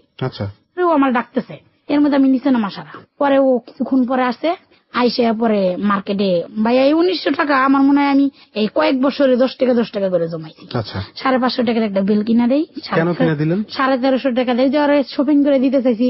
মানে এগুলো কেন করলেন আপনি? কি মানে কোন ইনিশিয়েটিভ নেন নাই ওর এগেইনস্টে? আপনি চাইলে অনেক কিছু করতে পারতেন। আচ্ছা যাই হোক, আপনার কিছু ভয় আছে আমি জানি, ভয় আছে, তারপর এভাবেই চলতে থাকবে আর আপনি এটাকে সাপোর্ট করবেন কেন? ওকে লাইনে আনা যায় কিনা, মানে ওর সাথে তার সম্পর্ক আবার হয়নি। ওই দিনই মনে করেন যে আমি বাসায় আর কোনো চান্স দিইনি। বিষয়টা হচ্ছে যে আপনাকে একবার যখন অ্যাবিউজ করছে শারীরিক ভাবে, আবারও করার চেষ্টা করছে, এবং আপনি চাইছেন যে ও যখন আমাকে করেই ফেলছে ইউজ, আমি আর অন্য কার কাছে যাব, একে লাইনে আনার চেষ্টা করি, এরকমই তো? না, ফিজিক্যালি হিসেবে না, ওই যে বাসা থেকে চলে আসছি আমি। মানে ও যে আমার আর একা পাবে সে ক্ষমতা নেই। বলে বাসায় চলে যাও, অন্যদিন কথা বলবো, সেই যে কথা শেষ। মোবাইলে বলার অনেক চেষ্টা করছি, পারি নাই। ওরা যদি ফোন দিতে উল্টা পাল্টা কথা বলতো, সেদিন আমি ওখানে চলে আসলাম কেন? আমি মানে বুঝানোর চেষ্টা করতাম, মরে কইতাম আমি টাকা জমাই আপনার জন্য একটা বন্দুক কিনা আপনি আমি গুলি করে মারবো। পরে মনে করেন আমার মা অসুস্থ হইলো, তাহলে হাড়ের সমস্যা, কিডনির সমস্যা, মেরুদণ্ডের সমস্যা, ওই যে আমার আব্বা মারধর করতো। যে একদিকে পরে না বলার যন্ত্রণা, আত্মহত্যা করতে পারতেছি না, আরেকদিকে আমি কার কাছে যাবো, আরেকদিকে আমার মা এমন ভাবে অসুস্থ। ভাইয়া সারাটা দিন আমি ডিউটি করছি, আমার আপু সারাদিন আমার মারা নিয়ে মেডিকেলে থাকতো, আমরা ছোট ছোট ভাই বোন কার কাছে যাব? বাবার সাথে তো কোনো যোগাযোগ হতো না। আমার বাবা ওই যে বিয়ে করলো, তারপরে আর কোনো যোগাযোগ? তার মতো সে আমাদের মতো, আমরা এই 3টা ভাই বোন ছোট, আর আমরা 2 বোন আমার মাকে নিয়ে 6 জনের সংসার। আপা সারাদিন মেডিকেলে দৌড়ায়, আমি রাত 9টা বাজে ডিউটি থেকে 10টা বাজে বাড়িতে গেছি, খাই আমার মাকে কোলে নিয়ে বসে আছি। ঘুমাইলে আমার মাকে বুকের উপর রেখে আমি হেলান দিয়ে ঘুমাইতেছি, মানে ঘুমানোর কাজে নাই। আমার মা অসুস্থ, ওই যে ছোট ভাই গর্ভে থাকতে যে মারে না, তখনই মানে মাঝখানে হাতটাই স্পট পড়ে যায়। তখন জানা জানি, এখন জানা গেছে। এইভাবে কয়েক মাস, 3-4 মাস চলে। মানে আমি যে আত্মহত্যা করবো সে কায়দাটাও নেই। আমার আপু যদি বেতন পেতে 4000 টাকা, আমি পেতাম 12,000 টাকা। আমি যদি আত্মহত্যা পাই, এরা কি খাবে? আমার মাকে কি দিয়ে চিকিৎসা করবে? আমার মাকে গার্মেন্টসে চাকরি করে লোন তুলে, সুদ তুলে, আমার মা কিছু গরু পালতো, সে গরু বেচে আমার মার পিছিয়ে 3.5 লক্ষ টাকা ভাঙি। ভাঙে আমার মার সুস্থ করি। পরে ওই ছেলেটারে আমি 10 সালে, সবাই ব্যাপারটা কম বেশি জানতো যে ও আরে পছন্দ করে, কিন্তু আমাদের ভিতরে খারাপ কিছু কিছু জানতো না। আমি ওর বাচ্চার মা, আমি তো কলম খারাপ হয়ে গেছি, আমি তো অপবিত্র, অন্য কোন ছেলেকে তো আমি ঠকাইতে পারি না। সত্য কথা বললে সে তোমার রাখবে না। পরে আমি অনেক কবিরাজের কাছে যাই, অনেক চেষ্টা করি। হঠাৎ করে আমার মা একদিন সোমবারের দিন বলতে আছে, হাসানের তো বিয়ে। কেমন বিয়ে? আজকে আংটি পরাইতে যাবে, বিয়ে পরাইতে আসবে। পরে আমি সকালবেলা শুনে অফিসে যাই, অনেক তাভালিং মানে অনেক মিথ্যা কথা সত্য কথা বলে ছুটি নিয়ে আসি। আমিও বাজারে নামি, দিই ওর এক দুলাভাই না মার্কেটে ঢুকতেছে। আমি যে কয়টা মার্কেটে যাই, মার্কেটে পিছিয়ে পিছিয়ে ঘুরি, কারণ ওর দুলাভাই তো আমাকে চেনে না। এবং ফোন দেই, সাথে মোবাইল থাকে, তখন তো মোবাইল কিনি। আমি শুধু ওরে বলি যে দেখেন শুধু 5টা মিনিট আপনি আমার সাথে একান্ত ভাবে একটু কথা বলেন। আপনি বিয়ে করেন সমস্যা নাই, হয় আমাকে বিয়ে করে থেকে বিয়ে করেন, আমি কোনোদিন আপনি সামনে দাঁড়াবো না, ওদিকেও যাবো না, শুধু 5টা মিনিট আপনি আমার সাথে একটু আলাদাভাবে কথা বলেন। আমার বিশ্বাস ছিল যে ও আমার এই কথাগুলি বলে অন্য মেয়েকে বিয়ে করতে পারবে না, কারণ আমার মনে তো কোনো পাপ ছিল না, আমি তো ছোট বড় লোক খুঁজি নেই, কেন আমার সাথে এটা হবে। ও আমার কথা শুনলো না। পরে আমি চলে গেলাম, বিয়ে পড়ায় থার পরে 1 মাস পরে উঠাই আনে। ফেব্রুয়ারির 5 তারিখে না 29 তারিখে বিয়ে পড়ায়, মার্চ মাসের 5 তারিখে বিয়ে উঠে আনে। এর মধ্যে মনে করেন যে কবিরাজ তো অনেক চেষ্টা করি বিয়ে ভাঙার জন্য, সেখানে 5,000 চাই, যেখানে 10,000 চাই, বিয়ে ঠেকানো। যেমনি যেমনি করতে পারে সেমনি করে কোনো কাজ হয় না। আচ্ছা, এগুলোতে বিশ্বাস তো মানে আপনি করেন বা আপনার আশেপাশের মানুষজন করে না? এখন করি না, কিন্তু তখন করতাম। আমার কথা হলো আর বিয়ে ভাঙা। আচ্ছা, আপনি করেন না, এটা তো ট্রু। এখন করি না। এটা করেন না কেন? আপনি এখন বিশ্বাস কেন করেন? কারণ আমি যেভাবে কাজ করতে কইছে কয়েকটা কবিরাজের কাছে গেছি, টাকা পয়সাই খালি দিচ্ছেন আর যেভাবে টাকা পয়সা নিছে। আচ্ছা, তো যারা শুনছেন প্রিয় শ্রোতা, এগুলো অনেকেই চেষ্টা করেন এখনো করার, যে উনি কিন্তু প্র্যাকটিক্যালি এগুলো করে কোনো ফল পায়নি এবং তার ফলশ্রুতিতেই উনি এগুলো বিশ্বাস করা থেকে বিরত আছেন। আসলে এই ব্যাপারগুলো black magic on kind of, মানে কালো জাদু, বা এগুলো ঠিক না। So please don't try to do that kind of thing. মানে এগুলো করবেন না, এগুলো বিলিভ করবেন না, কাউকে ইন্সপায়ার করবেন না। ঠিক আছে। তারপরে আমি কবিরাজি চেষ্টা করি এই কারণে, আমি যেভাবে হয়ে ওর সন্তানের মা হয়েছিলাম, ওকে আমার পেতে হবে। তাহলে আমি এখন আত্মহত্যা করলে তো আমার ভাই বোন, আমার যে 4টা ভাই বোন, এরা তো সংসার করতে পারবে না, মানুষ খারাপ বলবে।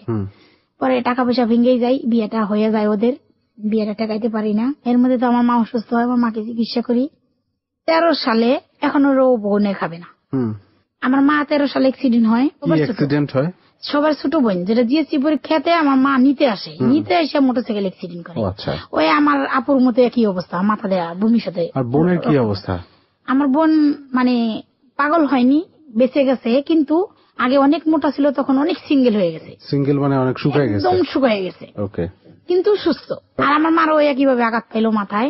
এখানে আমরা যে অবস্থায় আছি সেটা হচ্ছে যে আপনার সেই প্রেমিক, আমি বলবো হাসান, যে আপনাকে আরো একবার চেষ্টা করেছে শারীরিকভাবে অ্যাবিউজ করার এবং আপনাকে অ্যাভয়েড করছে, সে কোনোভাবে যোগাযোগ করছে না। তার বিয়ের ডেট ফিক্সড হয়েছে, আপনি মার্কেটে তার পিছনে ঘুরলেন, বিয়ে করলো, সংসার করতে। আপনি ওই দিন কথা বলতে পারছিলেন না? পারেন না।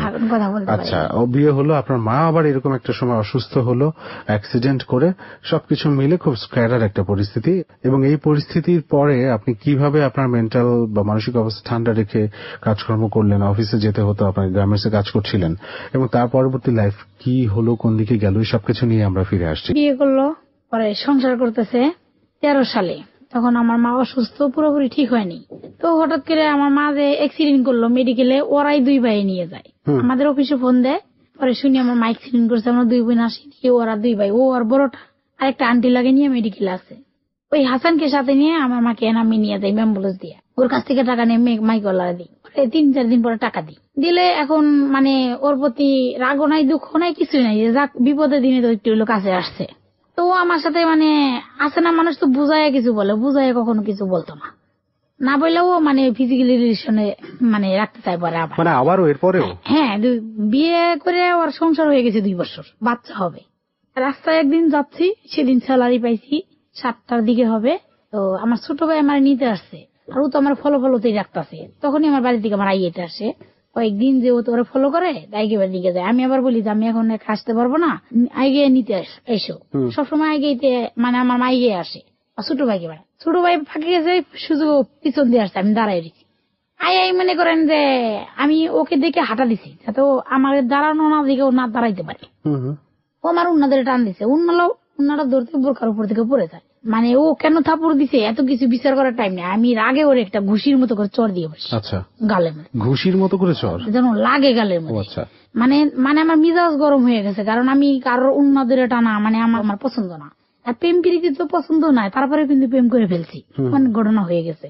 তো আমি ওরা থাপ্পড় দিয়ে ফেলেই মনে করেন আমি 100 হাঁটা দিছি, না জানি কি বলে বা নাকি ধরে বসে, বলা তো যায় না, আশেপাশে জঙ্গল মঙ্গল, ওর তো চরিত্র ভালো না। ও আমার পিছে পিছে মানে হাঁটা, আমি তো হাঁটা, ও হাঁটা, আরো আমার খুব বিচ্ছিরি ভাষায় গালাগালি করতেছে। কাছে আমার মামির বাড়ি, আমার মামিদের বাড়ির ভিতরে ঢুকে পড়ছি, মানে আমার ছোট মামির ঘরের দরজা বন্ধ, বাড়িতে নাই, ছোট মামি পাশের বাড়িতে গেছে, যদি খালি ওই বাড়িতে খোলা থাকতো বা বডি থাকতো আমি 70 দিন ওরে কোবাইতাম, কিন্তু পারিনি। পরে পাশের বাড়িতে গেছি, মামিরে ডাক দিছে, মামি বেরিয়েছে, বেরিয়ে তারা অনেক গালাগালি করলো। সে মানুষের জাংলা থেকে বাস তুলতেছে আমার বাইরে, আচ্ছা আগার ইঙ্গিত দেওয়ার পর আমার মামি বললো ও কি ছোট হয়েছে, ও এখন বড় হয়েছে না, কোন ধরনের দুষ্টামি করেন, দুষ্টামি করে মুন্না দোষী না পড়ে গেছে, আসল ও আমার থাপ্পড় মারছে হেন তেন। পরে আমি আমার মারে নিয়ে আমার ছোট মামিরে মেম্বার বাড়িতে গেলাম। আমার মামি বললো মেম্বারকে এই ঘটনা। পরে কইলো মাগো তুমি তো খুব খারাপ মানুষের গায়ে হাত দিছো, আগে প্রতিবাদ করনি কেন? আমি আর পূর্বের ঘটনা তাকে কিছু বলি না, কারণ এখন সে আমাকে ডিস্টার্ব করবে কেন? সে বিয়ে করছে, সন্তান হবে, সংসার করতে হবে, আমার পিছনে লাগাতে মানে হয় না। পরে আমি কইলাম ওখানে আবার আরেকটা ওদের আইন শৃঙ্খলা বাহিনীতে যারা কাজ করে তাদের একজন ওই মেম্বারের আপন থাকতো বেসতে, সে আবার অফিসার পদে, সে আবার ছুটিতে আসছে, দরজায় দাঁড়া শুনতেছে। আমি তাদের ঘরের ভিতরে বসে বলতেছি মামা এটার যদি কোনো বিচার হয়, আমি যদি সঠিক বিচার না পাই আমি এত খারাপ হব যে আপনাদের গ্রামের মেয়েরা দিনের বেলায় আমার চেহারা দেখলে লজ্জায় দরজা বন্ধ করে থাকবে, দরজা খোলার সাহস পাবে না, যদি খালি বিচার হিতে বিপরীত হয়। পরে বললাম হেরা কি কিনা বলছে, পরে খাই তুমি 3-4 মাস বাসা ভাড়া থাকো কাজে। পরে আমি কয়েক মাস বাসা ভাড়া থাকে বাড়িতে যাই। আর ও যেরকম কাজ করতেছে, একদিকে কবিরাজি চেষ্টা করলাম, তো আরেকদিকে আমি দেখতাম আমার মায়ের পরনের সেরা কাপড়, তার 2 টাকার খাতার জন্য স্কুলে যেতে পারি নাই, ঈদের মধ্যে কোনোদিন ভালো পোশাক পাই নাই, ভালো খাবার পারি নাই, লেখাপড়া করতে পারিনি হাজার চেষ্টা করেও। মাঝখানে মনে করেন এতগুলো বছর কেটে যায়, ওরে আমি দেখে দেখেই চলি যাতে ওর খপ্পরে আমি না পড়ি। আর এমন কোন মানুষ নেই ভাই আমার পছন্দ না করতো, মানে আমার আত্মীয় স্বজন, মানে আমি গাড়িতে যাদের সাথে যাতায়াত করি, মানে ও বিয়ে তো ছেলেরা মানে বিয়ের প্রস্তাব ভালোবাসার প্রস্তাব না দিত। মানে আমি আগে অনেক সুন্দর ছিলাম, সবাই বলে অনেক হাসি খুশি ছিলাম, আমি অনেক হাসতে পারতাম। তো হঠাৎ করে ওই যে বললাম যে আমার বাবা ফার্স্ট বিয়ে করে, সেখানে একটা ভাই আছে। তো 2014 সালে আমার বাস্তিরে বিয়ে দিতে গিয়ে আমার ভাইয়ের চাচতো শালার সাথে পরিচয় হয় না, একই বিয়ে যায় কিন্তু দুজনের সাথে দুজন দেখা হয় না। তার ফুবা আমার প্রস্তাব দেয়, তারও প্রস্তাব দেয়, প্রস্তাবের মাধ্যমে বিয়ে। ওই ছেলে কোনো মেয়েকে পছন্দ করে না, আমি কোনো ছেলেকে পছন্দ করিনি, কিন্তু আমি যে এখানে গোল খাইছি কেউ তো জানে না, জানে ভাই বোনের জন্য, কারণ ভাই বোনের জন্য তো মরতেও পারিনি। 3 মাস পর আমাদের দেখা হয়, সম্পর্কের মতোই হয়, মানে প্রেম প্রীতি এরকম ঘোরা। ওই ছেলেটা আমাকে এনে ঘোরার চেষ্টা করে, মানে বিভিন্ন জায়গায় নিয়ে যাওয়ার চেষ্টা করে। ওই যে নলেজও তো আমার আছে, আমি একটা বাচ্চার মা হয়েছি, আর কোন ছেলেকে তো আমার বাচ্চা দেওয়া যাবে। মানে আপনি এখন খুব সাবধান, কারো ওনার সাথে কোনো খপ্পরেই পড়ি না আমি, কিন্তু এক পর্যায়ে বিয়ের মতো ঠিক হয়, কারণ ওরা তো প্রস্তাবের মাধ্যমে সাক্ষাৎ। ওর বাবা বলে মানে আমি ছেলেকে ফুসকাই নিয়ে কোর্টে বিয়ে করবো, তখন ওর মা রাজি না, আমাদের বাড়িতে রাজি ছিল না। এখন ওই ছেলের সাথে কন্টিনিউ কথাবার্তা চলতেছে ফোনে, কথাবার্তা হলো, কারণ 3 বিয়ে যে প্রস্তাব দেওয়া 3 মাস পরে দেখা হয় আমার বাস্তি এবার বিষ খায়, কারণ নিশাখরের সাথে বিয়ে দিছিল, তো ওই ছেলেই বিয়ে দিছিল, জানতো না, আমিও জানতাম। হঠাৎ করে দেখতে এসে নিয়ে গেছে, ছেলে এবার খায় এবং কিছু রিজামারি করে। পরে আমার বাস্তি বিষ খায়, ওদের বাড়িতে যে বিচার বসে, ওদের বাড়িতে বিচার টিচার করে রাত্রে ওর মার সাথে ঘুমাই থাকি আসি। ওদের পক্ষ থেকে যে ওদের ফুবু খালা আত্মীয় স্বজন জানে, মানে আমি খুব ভালো, অনেক আগে থেকে জানতো কিন্তু চিনতো না। পরে সবাই প্রস্তাবে রাজি, কিন্তু ওকে না আমার একা বিয়ে করতে বলে, মানে বলে কি ও তো বিয়ে সহজে রাজি হয় না, ও বলে ঘর বাড়ি করে বিয়ে করো, পরে ফাঁসকাই নিয়ে বিয়ে করো। কিন্তু আমার বাস্তিকে আসার পরে বললাম তোর মামা ওটা কেমন রে? আমার বাস্তি বললো আন্টি সমস্যা মানে এই যে আরো কয়েক বছর আগে ওর সম্পর্কে এক মামা বিদেশ থাকতো, টাকা পয়সা আত্মসাৎ করে ওইটার সংসার ভেঙে ওটার বিয়ে করছে, কেউ জানে না, ও মাসে 3 দিন করে উদাও হয় আর মা জানে না ছেলে কোথায় যায়, বন্ধুর বাড়ি যায়। তো সেই বিয়ের খবরটা আমি গোপনে পাইয়া দিই, পাইলে ওর ফুবুরে জানাইলে একাকে সবাই জানা। ওই ছেলে কি কয় পরে শিখে যা হয় এটা হয়েছে, ওটা জীবনের বাড়িতে আসবো না, সন্তান হবে না, আনবো না, তো তুমি আমার বিয়ে করার সমস্যা নাই, ওরা কোনোদিন আসবে না। পরে আমি মনে মনে বলে আমি ধরো এক জায়গায় মানুষের সাথে খারাপ কিছু হয়েছিল, আমার জীবনে একটা অ্যাক্সিডেন্ট আছে, তাকে মাইনে নি মনে পরে 2 নম্বর মেয়ের সাথে ওর আবার একটা রিলেশনে, সেখানে পেছ লাগে বিয়ে হয়ে যায়। মানে এজন্য ওদের সবাই বলে আমারে ওকে কোর্টে নিয়ে বিয়ে করতে, মানে আমি বউ করে নিলে আমার বাড়িতে রাখবে, ওরা একাই চলে যাবে, এরকম একটা পরিকল্পনা আটে। ওর যে ফুবু যেটা বেশি আগ্রহ, আমাকে যদি বউ বানায় নেয় ওদের সবাই আমি উপকারে আসবো, বা আমার বাইসারের জায়গা জমি সব লিখে দিছি, অনেক কিছু আছে, গাড়ি বাড়ি অনেক কিছু আছে, ও যদি আমাদেরকে বিপদে না ফেলায়, ও আসলে আমাদের সববারে ভালো হবে। ওর এক ফুবু আবার মেয়ে বিয়ে দিয়ে দিতে আইয়া উত্তরা এক জায়গায় আটকা পড়ে যায়, জানে না যে ছেলে বিবাহিত, বিয়ে দেয় আসে ওই বড় বউ আটকে ফেলায়। ওই ফুবু আবার রাত্রে ওনাদের কাছে রয়েছে না, ফুবু আবার কইছে আমার ব্যাপারে এরকম সমস্যা অনেক কিছু করছে, হেনতেন যে আমাদের বাড়িতে এমন এমন করে পয়সা গেছে, এটা যদি ছুটাই দাও এই মেয়েটাকে আমরা আনতে পারি হেনতেন। আমি আবার ওই দিন ওই মুহূর্তে ওই ফুবুটারে ফোন দিছি। মানে ওই দিন আমি ওই যে আমি 2 নম্বর মেয়ের সাথে যে পয়সা গেছে বিয়ে হয়েছে, আরেকটা তো বিয়ে করছে কোনাবাড়ি, সেটা তো চুপে চুপে, এই ছেলেকে তো আমি বিয়ে করতে পারি না। ওর বাবা আমার বুদ্ধি দিলে কি, ওরা বুঝতেছে এইভাবে যে আমি যে ও বিয়ে করছে এটা যদি আমি না বুঝি, বিয়েটা হয়ে গেলে ও তো ভালো মেয়ে, তো আর আমাদের ছেলেটাকে ছাড়বে না, টাকা পয়সা দিয়ে যেমনি হোক এই দুইটাতে ছাড়াই ফেলবো। এখন আমি তো যাই না বলছি, এখন আমি ওরে কই ও হোক না না হোক না, ওরা আমি এভাবে বলি যে দেখেন আপনার সাথে আমার কোনো প্রেম প্রীতি নেই, প্রস্তাব টস্তাব দিছে, আপনি যদি কোনো জায়গায় পেটও বাজিয়ে থাকেন আমারে বলেন, কলঙ্ক মোছার দায়িত্ব আমার, সবকিছু মোছার দায়িত্ব আমার, বলে না বলা সত্ত্বে ওই দিন ওরা আমি বাড়িতে সবার সামনে জিজ্ঞেস করতে যাইতে চাই, ওই দিন ওই ছেলেটা ফোন ধরে। কোন ছেলেটা? এই যে আলামিন ফোন ধরে। হাসান তো চলেই গেল, পরে আলামিন ছেলেটা ফোন ধরে ধরলো, ফুবু বলে এমনি এমনি করে আমার ছেলেটার আমাকে বাইশটার উদ্ধার করে দাও, আমাকে একমাত্র বাইশটা এই মেয়েটার সাথে বিয়ে ঠিক করছি। ছেলেটা আবার ওই ফুমের তো ফোন দিয়ে ফুবু আমি ওই বেঁধে যাবো কিনা, ও আমার হন একটা কিছু বলুক, আমার তো ঝুলিয়ে রাখতে পারেন, আমার সকাল বিকেল মানুষ দেখতে আসে, আমার মা মারা গেছে।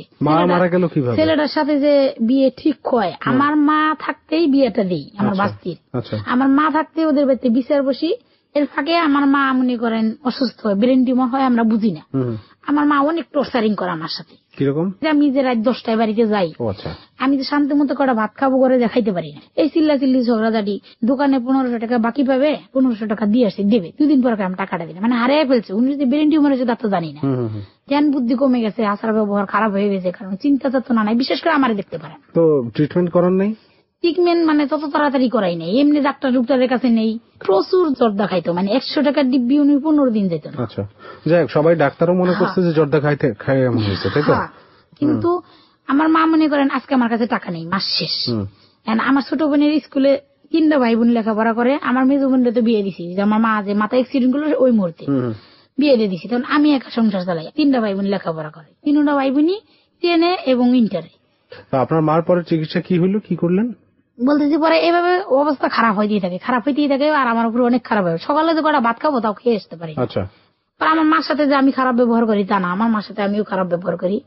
পরে বড় আপা তো ক্রিমিনাল, ডাক্তারের কাছে নেওয়া লাগবে না, হেন লাগবে না, লাস্টে আমার মেজো বোন অনেক ভালো, আমার মেজো বোন রেগে যায়, তারা চিকিৎসা করে লাভ কি, তোরা ধরে ধরে মারবো, আর হইলো তো আর কোনো মানে মানুষ যদি প্রতিনিয়ত ভাই, আমি 12 বছরে একদিন কোন ফরমে ছুটি নেইনি, একদিন অ্যাবসেন্ট নেই, একদিন হাফ বেলা ছুটি নেইনি, আমার রেকর্ড অফিসে, তাহলে এই মানুষটার কি শরীর না? তারপরে একবার দেখি আমার মা ঠোঁট ফুলে গেছে, পাগলের মতো কেমন করে সুন্নতি জামা পড়তো, তালিম করতো, তো নামাজ পড়তো, একদিন শাড়ি কাপড় পরছে দেখি কি অনেক সুখ হয়ে গেছে। পরে ডাক্তারের কাছে নিয়ে যাই 14 সালের অক্টোবর মাসে, ডাক্তারের কাছে নিয়ে যাই, MBBS ডাক্তার দেখাই ঢাকা, অনেক পরীক্ষা নিরীক্ষা করি, কয় কিছু না, আলসারের মতো ঘা হওয়া দোষ চালতো, ঠোঁটে চুন লাগে এরকম ফিরে গেছে, 3 মাস ওষুধ খায় উনি পরিবর্তন হয় না। ডাক্তার বললো তোমার মাকে কি 2-4 বছরে সিটি স্ক্যান করছো? ওই যে বললাম যে মোটরসাইকেল অ্যাক্সিডেন্ট করছে, আমি কই হ্যাঁ 3 বছর আগে সিটি স্ক্যান করছি। সিটি স্ক্যানটা না করে সব ধরনের পরীক্ষা করে, 24 ঘন্টার কন্টাকে 12,000 টাকা বিল, আমি নিজের লগে নিয়ে মেডিকেলে থাকি, আমি কিন্তু অসুস্থ, আমার অফিস থেকে 3 দিন ছুটি নিয়ে আমি মেডিকেলে যাওয়ার জন্য, আমি না যাই আমার মানেনি, যে 1.5 মাস ওষুধ খেয়ে যেটা উন্নতি হয় না, এর মধ্যে আবার ডাক্তারের কাছে আবার যোগাযোগ করি, কোন ওষুধ চেঞ্জ করে না, এই কারণে আমি ফজিলুল নেশা নিয়ে যাই, সেখানেও কিছু ধরা পড়ে না। সে জায়গায় 7 দিন পর রিপোর্ট দেয় ক্যান্সার না হয়ে হয়তো তোমার মা বেঁচে গেছে, আলসার হয়েছে। ডিসেম্বরের 23 তারিখে আমার মাকে মেডিকেল থেকে বাড়িতে নিই, জানুয়ারির 29 তারিখ থেকে আমার মা আর কোনো ওষুধই খায় না, মানে খেতেই পারে না। আমার মা 29 তারিখ থেকে আর কোনো ভাত পানি ওষুধ কিছুই খায় না, কারণ উনি সবিশ্বাস। ব্রেন টিউমার হয়েছে, ডাক্তাররা কোন ডাক্তারে ধরতে পারলো না। পরে একে একে আমার আপা বলে আজকে ঘর থেকে বের হয় নাই, মা সারাদিন ঘুমাইছে। 31 তারিখে আমার আপা বলে আজকে কালকেও চোখ খোলে নেই, আজকেও চোখ খোলে নেই, বিছনা থেকে উঠেই নেই, মা এক গ্লাস পানিও খায়। আচ্ছা, তারপরে হসপিটালে নেন নাই কেন আপনারা? হসপিটালে ওই যে 3 মাসের ওষুধ দিছে, মানে আমি এমন ভাবে বের হই, 5টায় উঠি, গোসল করে 6:30টায় অফিসে চলে যাই, 10টায় ছুটি হয়, আস্তে আস্তে 12টা। ওই সময়ই মাকে উঠাইয়া একটু দুধ খাওয়াই, একটু জুস খাওয়াইয়া ঘুমানো দিই। আর উনি তো ওষুধ দিচ্ছে, ওষুধের সাথে তো ঘুমের ওষুধ থাকে। আমি বললাম যে মা যদি 12টার ভিতরে নিজের ইচ্ছায় না ওঠে, কিছু না খায়, আমার ফোন দিবেন। ব্যাক করে কয় না মা আজকে ওঠে নাই। 12টা বাজে অফিস থেকে বেরোইছি, এর মধ্যে বিমা করছিলাম 7 সালে একটা, বিমার টাকাটা ডিসেম্বরে পাইছি, 92,000 টাকা পাই। অসুস্থ দেখেই টাকাটা দ্রুত তুইলে 7,000 টাকা দিয়ে বিমা কইরে, মানে বিমা না করলে টাকাটা আমি ওই মাসে পাচ্ছি না, বিনিময় বিমা করে টাকাটা তুলে ব্যাংকে রাখি, যদি কোনো খারাপ কিছু হয়ে যায় সবাই বলা বলি করে আমার মা বাঁচবে না। মৃত্যুর সময় দেখবেন যে তাড়াতাড়ি রাস্তা পুরায় না, যেদিকে যাই অ্যাম্বুলেন্স নেই সেদিকেই যান। ব্যাংকে থেকে 40,000 টাকা দিলে আমার মারে ঢাকা ইন্টারন্যাশনাল ইউনিভার্সিটি নিয়ে আসতেও অনেক বেজাল, অন্য জায়গায় সিরিয়াল দিছি, আরেক জায়গায় ভর্তি করবো। আস্তে আস্তে আমার রাত 11টা বেজে যায়। যখন কম্পিউটার আমার মারে যখন ব্রেন টিউমার ছিল, বললো কি সমস্যা, সবকিছু তো আমি বেশি জানি, আমি এই সমস্যা। আমার মাকে যখন চেক করলো 5 বারের মাথায় আমার মার প্রেশার রানিং হয়েছে, এত বড় বোতলে রক্ত পড়তেছে আর প্রেশার রানিং করে আমার মারে পরীক্ষা করলো। পরীক্ষা করার পর ব্রেন টিউমার 7 পয়েন্টের উপরে চলে গেছে। আচ্ছা, মানে সিরিয়াস অবস্থা। যদি কোনো সুস্থ অল্প বয়সী মানুষের 3 পয়েন্টের নিচে থাকে তারা বাঁচানো সম্ভব, 7 পয়েন্টের উপরে চলে গেছে। তো আমার সাথে যে ছিল উনি একজন ডাক্তার, আর যার কাছে নিছি ওই ডাক্তার মামার পরিচিত বন্ধু, সে হলো ডাক্তার গোবিন্দাস, মানে আমার মানে যাও তো আমার বন্ধুর বোন তো আমারও বোন, এরকম কথা। মানে আমার ধরে মারবো, রুগীটারে মেরে ফেলাইছো, ধরে ফেলাইছো, শেষে আমি তো নাম করা হাসপাতালে নিছি বড় বড় ভাইয়া, না রুগী না ধরা বলে তো আমার কিছু করার নেই। যাই হোক 6 দিন ভর্তি করে রেখে ফেরত দিল যে এই রুগী আর বাঁচবে না। বাড়িতে নিলাম, মিলেট টিলেট অনেক কিছু পড়াইলাম, আল্লাহর কাছে অনেক মানা মানসিক করলাম। আমি আল্লাহরে এটুকু বললাম যে আমার মা এই পৃথিবীতে আসার পর আমার মা বিন্দু পরিমাণ সুখ পায়নি, একটু শান্তি পায় নাই। মাঝখানে আমার সাথে খারাপ ব্যবহার করছে, কারণ উনি তো মানসিক অসুস্থ ছিল, উনি তো বোঝে নাই। আর আমিও বুঝলে তো আমার মার সাথে খারাপ ব্যবহার করতাম না। পরে আমি আল্লাহর কাছে খালি নামাজ পড়ি আর বলি, আমার মা না মেয়ে হিসেবে, না বোন হিসেবে, স্ত্রী হিসেবে, না মা হিসেবে, মানুষ হিসেবে কোনোদিন কোনো সুখ শান্তি পাইনি। কঠিন মৃত্যুর সময় যে কঠিন কষ্ট আমি জানি এটা না দেখি, তুমি অগস্ট আমার মারে নিয়ে যাও গা। পরে আমার মা কোনো খেসেও না, কিছু না, হঠাৎ করে 15 তারিখে শুনি আমার মা অজ্ঞান হয়ে গেছে। তখন আপনি অফিসে? হ্যাঁ, মানে অফিস থেকে তো কন্টিনিউ 2-3 ঘন্টা পর পর যোগাযোগ করতেছি। পরে গইলো, মানে এখানে আমার ওই যে বড় ভাই ওইখানে ভেজাল একটা ওষুধ খাওয়াই দিছে। ভেজাল একটা ওষুধ খাওয়া নিতে উনি লো প্রেশার থেকে হাই প্রেশার হয়ে গেছে। ভেজাল ওষুধ খাওয়াইছে কেন? মানে উনি কি ভাইবা খাওয়াইছে জানি না, তবে চাইছিল উনি তো মরেই যাবে, তাড়াতাড়ি মরে গেলে উনি গার্জিয়ান হয়ে আমাদের কাছে থাকতে পারবে। আচ্ছা, কারণ উনি তো গাঁজাখোর, মদখোর। দেখ আমার মা আপা ওই যে বিমার টাকাটা আমার মেজো বোন আমার সাথে করে, আমি তো বিমার টাকাটা পেয়ে যাই ভাঙ্গি, আমার মেজো বোন তো ভাঙতে পারে না। ওই দিন আমার মেজো বোন আবার বেশি, উনি আবার বেশি কেয়ারফুল, উনি বেশি দেখাশোনা করে, বড় বোনের হেলনায় থুয়ে যায়, আইসা দেখে অজ্ঞান হয়ে গেছে। অফিস থেকে আসি, পরে বড় ডাক্তারের সাথে যোগাযোগ করি, করে বাবারে উনি তো এরকমই হবে, চিন্তা করো না, ডাক্তারাই না স্যালাইন নিয়ে গেছে, স্যালাইনটা লাগাও। পরে ডিসপেন্সারি ডাক্তারে চেক করে বুঝতে পারে উনি ওষুধের সাথে রং কোন ওষুধ খাওয়ানো হয়েছে। পরে আমার ভাইয়া না ওষুধটা নিয়ে বাথরুমের ভিতরে ফেলে দেয় তাড়াতাড়ি। আচ্ছা, মনে করেন 2 নম্বরে তো ধরা পড়ে, এখন যদি এটা বলি করি তো অনেক মারামারি খুনাখুনি লেগে যাবে। পরে আমার মামা কইলো চোখ কিছু কওয়া দরকার নাই, বড় ভাব বললো চোখ কিছু করার দরকার নাই। পরে আমার মা ওকে নিয়ে রইলো। 16 তারিখে আমি 5টা বাজে ছুটি নিয়ে চলে গেলাম। 17 তারিখে আমার মা মারা গেল। মারা যায় গাজীপুরে, মাটি দিয়ে নিয়ে কুড়িগ্রামে। মানে তার আশা ছিল তার বাবা, আমার বাবা যে বিয়ে করছে, আমার মার মনে একটা কষ্ট আর আমার মনে একটা কষ্ট। আমার বাবা যখন বিয়ে করে, আমার বাবার যে দ্বিতীয় ছেলেটা প্রথম নানির কাছে, সে সাক্ষী দিছে আমার মা গার্মেন্টস থেকে বিয়ে হয়েছে, আমার বাপের সংসার করবো না, এই কথা বলে বিয়ে করাই দিছে।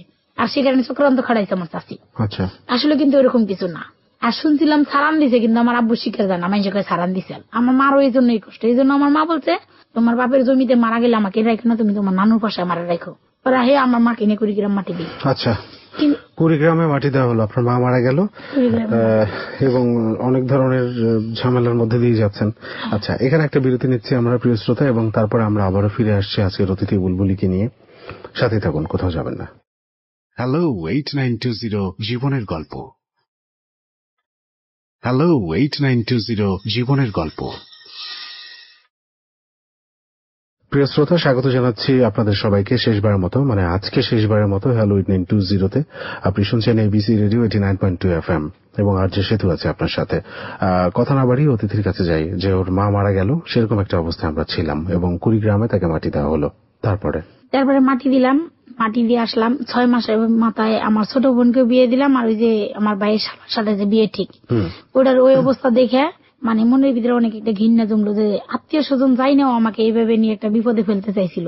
কারণ আমি 15 বছর আমার বাবা বিয়ে করছে, আমি যুদ্ধ করলাম, সেক্ষেত্রে কেন বিবাহিত একটা ছেলের সাথে আমাকে নিতে চাইবে? গামা চাপা দিয়ে বিয়ে করতে বলে, যদি বিয়ে করে ফেলতাম, যার বাবা অর্ডার দেয় তাকে তো বিয়ে করাই যায়। পরে রাগ হই, ওই যে ফুবু যে উত্তর আটকা পড়লো, উত্তর আটকা পেরে আমার ব্যাপারে এগুলা বলে, ছেলের লুপ লেগে যায়। লুপ লাগলে আমার বিভিন্ন ভাবে ব্রেন ওয়াশ করে যে উনি যত বিয়ে করছে, তো ওটার আপনার কিছু করা দরকার নাই।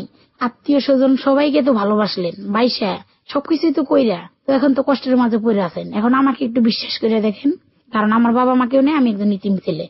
আপনি আপনার ভাই বোনকেও নিয়ে ভালো থাকতে পারবেন, বা আমারে সবাইকে যে ভালোবাসাটা দেন সেটা যদি আমাকে ভালোবাসা দেন, আমাকে বিশ্বাস করেন আপনি জীবনটা অনেক সুখী হবে। 6 মাসে ভাবে ঘুরলে পরে তার কথাটা আমি বিশ্বাস করি যে হ্যাঁ, আত্মীয় স্বজন সবাই চিনি, সবাই আমাকে ভালোবাসলো, সবাই সাপোর্ট করলো, অথচ ছেলে কয়েক বছর ধরে বিয়ে করছে জানেই না, আবার কয়েক বছর ধরে একটা বিয়ে করছে বলে দ্বিতীয় বিয়েটা সে যদি আমাকে পছন্দ করবে, অন্য মেয়ের দিকে নজর গিয়ে সেখানে ফাঁসলো কিভাবে? তাহলে আমি এই ছেলের কথাটাই শুনি। কারণ আমি যদি কাউকে ভালোবেসে বিয়ে না করি, প্রস্তাবের মাধ্যমে যদি কাউকে বিয়ে করি, তাহলে তো আমি যদি আমার ব্যক্তিগত ব্যাপারে কিছু বলি যে আমার জীবনে এই ঘটনাটা ঘটছে, তাহলে তো আমাকে নিয়ে সংসার করবে না। আর একটা মানুষের শিশুকাল থেকে যখন তার জীবনটা লাইফটা গড়ে তোলে, একটা মেয়ের জন্য, তো একটা মেয়ে মানে একটা বিয়ে মানে তো সংসার, সন্তান, তার কাছে যদি সত্য কথাটা না পায়, সেই মানুষটা কোন পৃথিবীতে যাবে? তাহলে আমি ভালোবেসে কাউকে বিয়ে করলে কথাটা বলে সে কথাটা মেনে নিবে। ছেলেটা আবার বলে যে দেখেন আপনি জীবনে কি করছে এটা আমার দেখার বিষয় নয়, 2টা সন্তান হলে সমস্যা নাই, কিন্তু ভবিষ্যতে আপনি খারাপ না হলেই হয়। ছেলেটার কথা বিশ্বাস করে আমি অসুস্থ, মেডিকেল আসি, বাংলাদেশ হাসপাতালে এসে ওইখানে ওনার সাথে দেখা হয়। আর দ্বিতীয় দিন আমার বোনকে কুল্লুস্কোপি করাইতেছি, কারণ আমার গ্যাস্ট্রিক আলসার হয়েছিল। ওই দিন ও আইসে 10 মিনিট মেডিকেলে বসে থাকে, সেই দেখা হয়। এখন উনি খালি কয়দিন পর পর টাকা চায়, এভাবে টাকা চায়। দেখো আমার বাবা মা তো কেউ নাই, আমি মিরপুরে জায়গা কিনছি, 7 ডিসেম্বর এত টাকা লাগছে, এখন আমার কাছে কোনো টাকা নাই, মামাদের জায়গা বেচবো, সেখানে মামারা তো আমি ছোটবেলা থেকে বিদেশ থেকে জায়গা জমি দলিল তুলতে অনেক টাকা পয়সা লাগতেছে, আমি অনেক সমস্যা আছি, কাজকর্ম করতে পারতেছি না। তো সবাইকে চিনা যেহেতু ভালো ফল পেলাম না, এর যেহেতু বাবা মা কেউ নাই, ভাই বোন নাই, বাবার সাথে যোগাযোগ নাই, তাহলে ছেলেটাকে ভালোবেসে যদি সুখী করা যায় বা আমিও ভালো থাকতে পারবো, সবকিছু জানলো, রাজি হই, কথা বলি। তো উনি হঠাৎ করে বলে যে দেখো জান রে, আমি একটু সমস্যা পড়ছি, হেল্প করবা কি? আমি তো কন্ট্রাক্টে কাজ করি, চিটাগাং আসছি, টাকা পয়সা নিয়ে আসি নেই, আমার কাটমাট ফেলে আসছি, তো আমার 20,000 টাকা দরকার, আমি লেবারদেরকে টাকা দিতে। লেবারদেরকে টাকা দিবেন, আমি দেবো কেন? লেবারে আমার টাকা দিয়ে চালাইতে হয়, কোম্পানি একবারে টাকা দিবে। তো 10,000 দিলাম, 1 সপ্তাহ পর আবার 10,000 চাই দিলাম। পরে কুরবানি আসে, 5 দিন পর এসে আমাকে টাকা পয়সা দিবে, বিয়ে করে বাড়িতে সবার সাথে কথা বলে বিয়ে করে নিয়ে যাবে। বাড়িতে আলাপ আলোচনা করি, তখন ছেলেটা বলে মালিক বাইরে চলে গেছে, এত টাকা দিনা পড়ছি, আসে মানে এরকম বলে। কাপাসিয়ে থাকতাম 2 বছর আগে, আমার মাল সাবা নাইটকে রয়েছে, 10,000 টাকা লাগবে গাড়ি ভাড়া হদ্দা, টাকাটা দিব একটু। আবার বলে এই যে কুষ্টি আমার মামাকে জায়গা পাইছি, তো ছোট 14 বছর আগে জায়গা লিখে দিছে, সেটা তো সেই লিখে নিয়ে ফালাই আসছি, ওটা কেমনি কিছু জানি না, মানুষের দখলে ছিল, তো সেটাও টাকা লাগবে উদ্ধার করতে। আরেকটা জায়গা বিক্রি করবো, ঝামেলা, সেটাও টাকা লাগবে। মানে 10 দিন পর পর, সপ্তাহ পর পর, মাসে 2বার 3বার 10,000 5,000 চাইতেই আছে। আর আমাকে এতটুকু বিশ্বাস দেয়, তোমার যদি কোথাও বিয়েও দেয়, সেখান থেকে তুমি পালে আসবে, আমি তোমাকে গ্রহণ করবো, সবকিছু তো তোমারই, আমরা দুজন তো ভালোই থাকবো, তুমি একটু কষ্ট করো। এভাবে টাকা দিতে 1 বছরে উনি 1.5 লাখ টাকার উপরে দেওয়া হয়ে যা টাকা দিতে পারি না, লাস্টে কয় তোমার গয়নাগুলা বিক্রি করে। গয়না বন্দুক থেকে 50,000 টাকা দেই, গয়না বন্দুক ছুইলেও টাকা আনি সুদ দিতে হয়, সুদ দিতে আর পারি না। এদিন 5,000, ওই দিন 10,000, ওই দিন 3,000, মানে মাসে 3-4 বার টাকা চায়। আমি টাকাগুলো মানুষের কাছ থেকে ধার ঋণ করে শোধ করে দিই, কারণ আমার মা মারা যাওয়ার পরে সব টাকা আমি ভাঙছি, আমার আত্মীয় স্বজন কেউ 5টা টাকাও দেয় নাই, লাখ টাকার উপরে ঋণ করে করে খরচ করে ফেলাইছে। আবার আমার ছোট বোনটাও আমি বিয়ে দিছি, কিছু গয়না দিয়ে আমি নিজের দায়িত্বে বিয়ে দিছি, কেউ 5 টাকা দেয় নাই, তো আমার কাছে টাকা নেই। তো এখন আমার আবার এর আগে ওয়াদা করাই যে দেখো আমার বাবা মা থাকলে, ভাই বোন থাকলে যে সাপোর্টটা করে, তোমার কাছে সেই সাপোর্টটা পাবো তো? আমি ইনশাল্লাহ পাবেন, কিন্তু উনি যেভাবে বলতেছে তা তো জানি না। পরে ওই যে উনি বলে যে জমি বিক্রি করবো, এই করবো, সে করবো, এই দিন 10,000, ওই দিন 5,000, সেই কুরবানি ঈদ থেকে এই কুরবানি ঈদ পর্যন্ত। এইবারে রোজার মধ্যে আমার কাছে 15-24 তারিখে লাস্ট কথা হয়, 30 তারিখে উনি আমার কাছে আসার কথা, সব টাকা পয়সাও দিবে, জায়গা জমি বিক্রি করেছে টাকা পয়সাও দেবে, এবং কি আমাদের বাড়িতে বললে আমাকেও নেবে। আর ফোন অফ করে দেয়, ফোন ধরে না। কুরবানি ঈদের 7 দিন পর ফোন ধরে আবার বলতেছে যে এমনিতে ফোন ধরিনি, বিদেশ গেছিলাম, সমস্যা আছে, তুমি আবার টাকা দাও। আমি এখন টাকা দিই না। তো উনি আশা ভরসা, আপনারা বলবেন না তো আবার টাকা দিলেন, টাকা দিছি এভাবে, ও একটা ইসিম ছেলে, ও যদি খারাপ হয় বারবার আমি সুযোগ দেওয়ার কারণে ও ভালো হোক, কোনোদিন আমাকে কষ্ট দিতে চাইলে কষ্ট দেবে না, যেহেতু বাবা মা নাই। একসময় ও আমার অনেক হেল্প করছে, অনেক সাপোর্ট করছে। এখন ও যদি টাকা তো আমার দেবেই না, টাকা চেতেই আছে। আর যখন টাকা চাওয়ার সময় তখন ফোন দেয়, যেমন কিনা বেতনের আগে টাকা দেওয়া হয়, আর ও আমার ফোন ধরে না। তো এখন সত্যিকারে ও তো আমাকে বিয়ে করবে না, আমি বুঝতে গেছি। ও টাকার দাম দেয় আমাকে বিয়ে করছিল লোভ লালসায়। যে আমার ভাইয়ের শালার বাড়ির মানুষকে মার্কেট দিতাম, টাকা পয়সা ধার দিছি, জানতে পারছিল, মনে করছে মেয়েটার কাছ থেকে টাকা পয়সা নিতে পারবো। তাই এখন ও যদি আমাকে বিয়েও করতে চায় আমি করবো না, এই কারণে বিয়ের পরেও আমার কাছে যদি এভাবে টাকা চায় আমি কই যাব। আর যে মানুষ একজন মানুষকে সত্যিকারে নিতে চায়, তারা আগলে বাঁচতে চায়, তারা মোবাইলটা দিনের পর দিন মাসের পর মাস কিভাবে না ধরে থাকতে পারে। ওরে হাজার হাজার বার ফোন ধরি, ও ফোন দেয় না, কেটে দিতে পারে, ফোনটা রিসিভ করতে পারে না।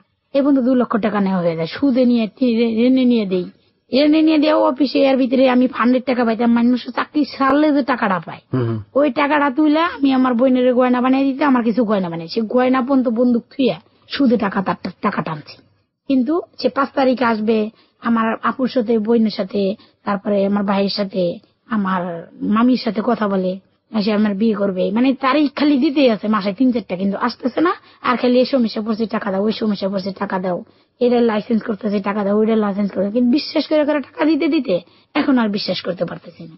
আমি শুধু পুলিশের কাছে এটা নিতে যাই যে আসলে ছেলেটা যে নাম বলছে, বাবার নাম বলছে, বাড়ি কুষ্টিয়ে বলছে, ও সত্যি কথা বলে না মিথ্যা কথা বলে, ভোটার আইডি কার্ডের অ্যাড্রেসটা পাইলে আমি বুঝতে পারবো। তাহলে ও টাকা দিক আর না দিক, ওর জন্য তো অপেক্ষা করা যায় না। সেই জন্য মানে সবার সাথে পরামর্শ করে বুঝা শুনে পুলিশের কাছে যাই। পুলিশে কয় কি কয়, এভাবে তো কথা বলা যায় না, আপনি থানায় যাওয়া দরকার নেই, থানায় গেলে এইসব কোনো ফল পাবেন না, আমি ব্যবস্থা করে দেবো। পল্লী বিদ্যুৎ যে দাঁড়ান, পল্লী বিদ্যুৎ দ্বারাই একটা হোটেলে বসে, আমি যদি উনি ভিতর সাইডে বসতাম উনি আমার আটকাইতাম, বাইরের সাইডে বসে। মানে উনি তখনই নিয়ে আমার কোন বাড়ি হোটেলে যাবে। পর আমি বললাম যে আপনি এই কথাটা বললেন কিভাবে, আপনারা যদি সিভিল ড্রেসে থাকতেন আমি জুতা মারতাম আপনার গালে। এটা কয়ে আমার হাত থেকে মোবাইলটা নেয়, নিয়ে নাম্বার রাখে, নাম্বারটা সেভ করে দেয় উনি, দিয়া আমার আরেকদিন ফোন দেয়, এই প্রস্তাব আমাকে দিবেন না, আমার পক্ষে সম্ভব না, উনি ছাড়েই না আমারে, মানে ধরে ধরে বাপ। পরে আমি কইছি যাচ্ছি, আমি বাসায় যে আপনি কি ডিসিশন জানাচ্ছি, এখন তো সমস্যা, মেহমান গেছি। যাওয়ার পরে ওই যে ফোন দিয়ে দেয়, হুমকি দেয়, ওর কথায় রাজি না হইলে আমি আপনি কেমন মায়ের সন্তান, আপনাকে ভদ্রতা শিখাইনি, আমি তো মুরব্বীর মতো চলাফেরা করি, আমি বয়স্ক একটা মানুষ, আপনি আমার এই প্রস্তাব দেন কি? এই কথা বলি। কি প্রস্তাব দিছে? ওই মানে ডাইরেক্ট ফিজিক্যালি হিসাবে প্রস্তাব দেয়। আচ্ছা। পরে আমি বলছি যে আপনি প্রস্তাবটা দেন কি করে, আমারে বলে যে মা তুলে কথা বললা কেন, আর তুমি আমার কথা না শুনলে, তুমি আমার মা তুলে কথা বলছো, তোমার খবর নিয়ে সারমো আমি, এই কথা বলে। পরে আমার ব্ল্যাক লিস্টে ফালাই দিছি, যে কি হয় হোক, পরে দেখা যাবে। এখন এই যে ছেলেটা খালি টাকা চাচ্ছে, পরশুদিন কালকে রাত্রেও টাকা চাইছে, আচ্ছা, টাকা দিই না। আমি বলবো ওই যে আমার ভাই বোনের জন্য তো জীবনটা নষ্ট করলাম, আমার ভাই বোন কিন্তু এখন আমার ধরে ধরে মারে, আচ্ছা, মানে কারণে মারে, যেমন আমার মন মানসিকতা খারাপ মারে, মানে আমার কোনো কাজ কাম, ওই যে ভাইয়ের শালার সাথে সম্পর্ক হলো, এনে তো অনেক কিছু হইলো, মানে আমি যদি কারোর সাথে কথা বলি তার সাথে কথা বলছি, আচ্ছা। আর এই যে ছেলেটাকে টাকা দিছি, টাকাগুলো তো মনে করেন প্রমাণ রাখার জন্য রেকর্ড করে রাখছি, আমার ভাই একটু হইলেও বুঝতে পারছে। আমি কিন্তু ওদেরকে এখনো টাকা পয়সা দিয়ে চালাই, আর আমি অসুস্থ, আমার ভাই বলে মরে গেলে আমার এক জগ পানি বেড়ে দেবে না, আমার ধরে ধরে মারে, আমার উপর অনেক মানে ইয়া করে। আমি বলবো যে দেখেন, আর যাই করেন কারোর সাথে মানে সম্পর্ক হোক, বিয়ে হোক, টাকা পয়সা দিবেন না, আর ভাই বোনের জন্য নিজের জীবনটা নষ্ট করবেন না। আমি অনেক কষ্ট করছি, অনেক ইয়ে করছি, আমি সমাজে ভাইয়া জানেন না, আমি রাস্তায় কেউ যদি মেডিকেলে আটকা পড়ে টাকার জন্য বার্তা দিচ্ছে না, আমি তাকে 500 টাকা 1000 টাকা এই মেডিকেলের মালিকের সাথে যোগাযোগ করে তাকে উদ্ধার করে দিই। রাস্তায় অ্যাক্সিডেন্ট করছে, কেউ তাকে ধরে না, আমি সেই গাজীপুর থেকে ঢাকায় এনে চিকিৎসা করে 1-2-3 হাজার টাকা ভাঙ্গা ভালো করে দিই। মানে আমি ছোটবেলায় দিকে এরকম উপকারী করতাম। আমার মা বলতো যে আমার মেয়েটাকে যদি আমি লেখাপড়া করাইতে পারতাম, একটু ভালোভাবে রাখতে পারতাম, তাহলে আমার মেয়েটা অনেক সমাজ অনেক বড় মানুষ হতে পারতো। আর আমি যদি ক্লাস 9-10 পর্যন্ত বাইরে পড়তে পারতাম, অনেক উপর কষ্টে চাকরি করতে পারতাম। মানে মানুষের অনেক উপকার করতে হবে, এবং এখন উপকার করার ইচ্ছা আছে। যে বাড়িটা করছি আমরা, আমার আব্বু বিয়ে করার পর জানতাম রেকর্ড জায়গা, এতদিনে সৈনিক হাস জায়গা সরকারে ভাঙে দিবে, এখন নির্বাচন দিকে ভাঙে নাই, নির্বাচন পরে ভাঙবে। আচ্ছা, আপনি আছেন এখন কার সাথে? আপনার সাথে কে কে আছে? এখন আমার সাথে আছে আমার ছোট বোনটা। আচ্ছা। তাই এখন আমি ভাইয়ের শালার বাড়িতে যেতেছিলাম, সেখানে না খাইয়া বদনাম হইলো, তার যে 2 নাম্বার তার যে বউটা আমার পিছে খারাপ ভাবে লুক লাগায়, খুব খারাপ মানুষ, খারাপ বলে আমারে যে আমি খারাপই সেই। আর এখন আমার পর্যায়ে এমন যে এই বিষয়গুলা তো সবকিছু আমি বাড়িতে জানাই, আমি কোনো কিছু লুকাইয়া করি না। আমার ভাই বোন ধরে ধরে আমাকে মারে, বুড়া বুড়া মানুষের সাথে বিয়ে ঠিক করে। দেখা গেছে 2 বাচ্চার বাপ বা কামলা রিক্সাওয়ালা, বউ মরে গেছে, বউ চলে গেছে, তো বিয়ে শাদী সেগুলা করি না গেলে ছোটবেলায় দিকে আমি অনেক কষ্ট পাইছি। ছোটবেলায় আমার বাবাকে দিকে আমি অনেক ঘৃণা করতাম সংসারটাকে, তারপরেও সংসার পাতার চেষ্টা করছি। ছোটবেলায় থেকে ইচ্ছে ছিল আমি একটা প্রেম করে বিয়ে করবো, যাতে আমার দুঃখ কষ্ট বোঝে, আমার মার মতো টর্চারিং না করে, আমার ভালোবাসা আমার মন টন বোঝে। আমি এখন অসুস্থ হয়ে গেছি, মানে মানসিক অসুস্থ। আরেকদিকে আমার আলসার হয়েছিল, নিয়ম মতো খেতে পারি না। সকাল 6:30 বাড়ির দিকে বেরোই, 10টার পরে ঢুকি, সবকিছু আমাকে করতে হয়। আমার ছোটবেলা থেকে এটা আশা ছিল আমি একটা ভালো মানুষকে বিয়ে করব, যে মানুষটা পরের উপকার করবে, কাউকে না খাওয়াইতে খাইতে পারবে না, ফ্যামিলিতে কাউকে কষ্ট দিয়ে শান্তিতে থাকতে পারবে না। কারণ ছোটবেলা থেকে আমি পরোপকারী ছিলাম। মেডিকেলে কেউ যদি বাচ্চা নিয়ে আটকা পড়তো, টাকা পয়সা না দিতে পারতো, তো আমি টাকা পয়সা 1500 টাকা চাপারি দিয়ে হাতে পায়ে ধরে ছুটিয়ে দিছি, আমার মা সাপোর্ট করতো। আমি এরকমই ছোটবেলায় আমার ভাই বোনকে আমি না খাওয়াইছি, আমি নিজে না পড়ে ওকে পড়াইছি। তা আমার আশা ছিল আমি খুব ভালো একটা ছেলেকে বিয়ে করব, যে পরের উপকার আমাকে করতে দিবে। আর তার মানে তো এটা না যে আমি তার সংসারে ক্ষতি করে করব। আর লাস্ট হইলো এখন ভালো মানুষ হতে পেলাম না, জীবনে অনেক প্রতারিত হইলাম। মিথ্যা কথা বললে কাউকে ঠকাইতে পারবো না, আমার জীবনে কিছু ঘটেনি, তাই বিয়ে শাদী আর করবো না। কারণ ভালো মানুষ আমার কপালে জুটবে না। আমার তো ওই বয়সটা নেই যে আমি এখন কামলা জামলা যাকে খুশি তাকে বিয়ে করে 10 বছর চাকরি করে যে সংসারটা ওইভাবে গড়ে তুলতে পারবো। ছোটবেলায় দিকে যাহতো লেখাপড়ার যত ইচ্ছা ছিল এখনো আছে। আমি 4 পর্যন্ত লেখাপড়া করছি, ঠিক মতো ক্লাস করতে পারিনি, লেখাপড়া অনেক দুর্বল আছি। কোনো অনুমুক্তিতে ভর্তি হইলেও 9-এ ভর্তি হইতে হয়। বিভিন্ন জায়গায় সুযোগ পাই, লেখাপড়া দুর্বলতা। কেউ যদি আমাকে লেখাপড়া করাইতে চান, শুধু আমার মান ইজ্জতের নিরাপত্তাটা চাই, কারণ আমার অতীতে যা ঘটে গেছে বর্তমানে ইজ্জত নিয়ে ভালো থাকতে চাই। মানে আমি এটুকু বুঝি, কেউ যদি আমাকে মন প্রাণ দিয়ে না তার নিজের বোন বা মেয়ের মতো হেল্প করে, আমি 2-3 বছরে ইন্টার পাস করতে পারবো আর জীবনে ভালো কিছু করতে পারবো। ওকে, প্রিয় শ্রোতা, এতক্ষণ ধরে আমরা গল্পটা শুনলাম, এক অন্যরকম জীবনের গল্প।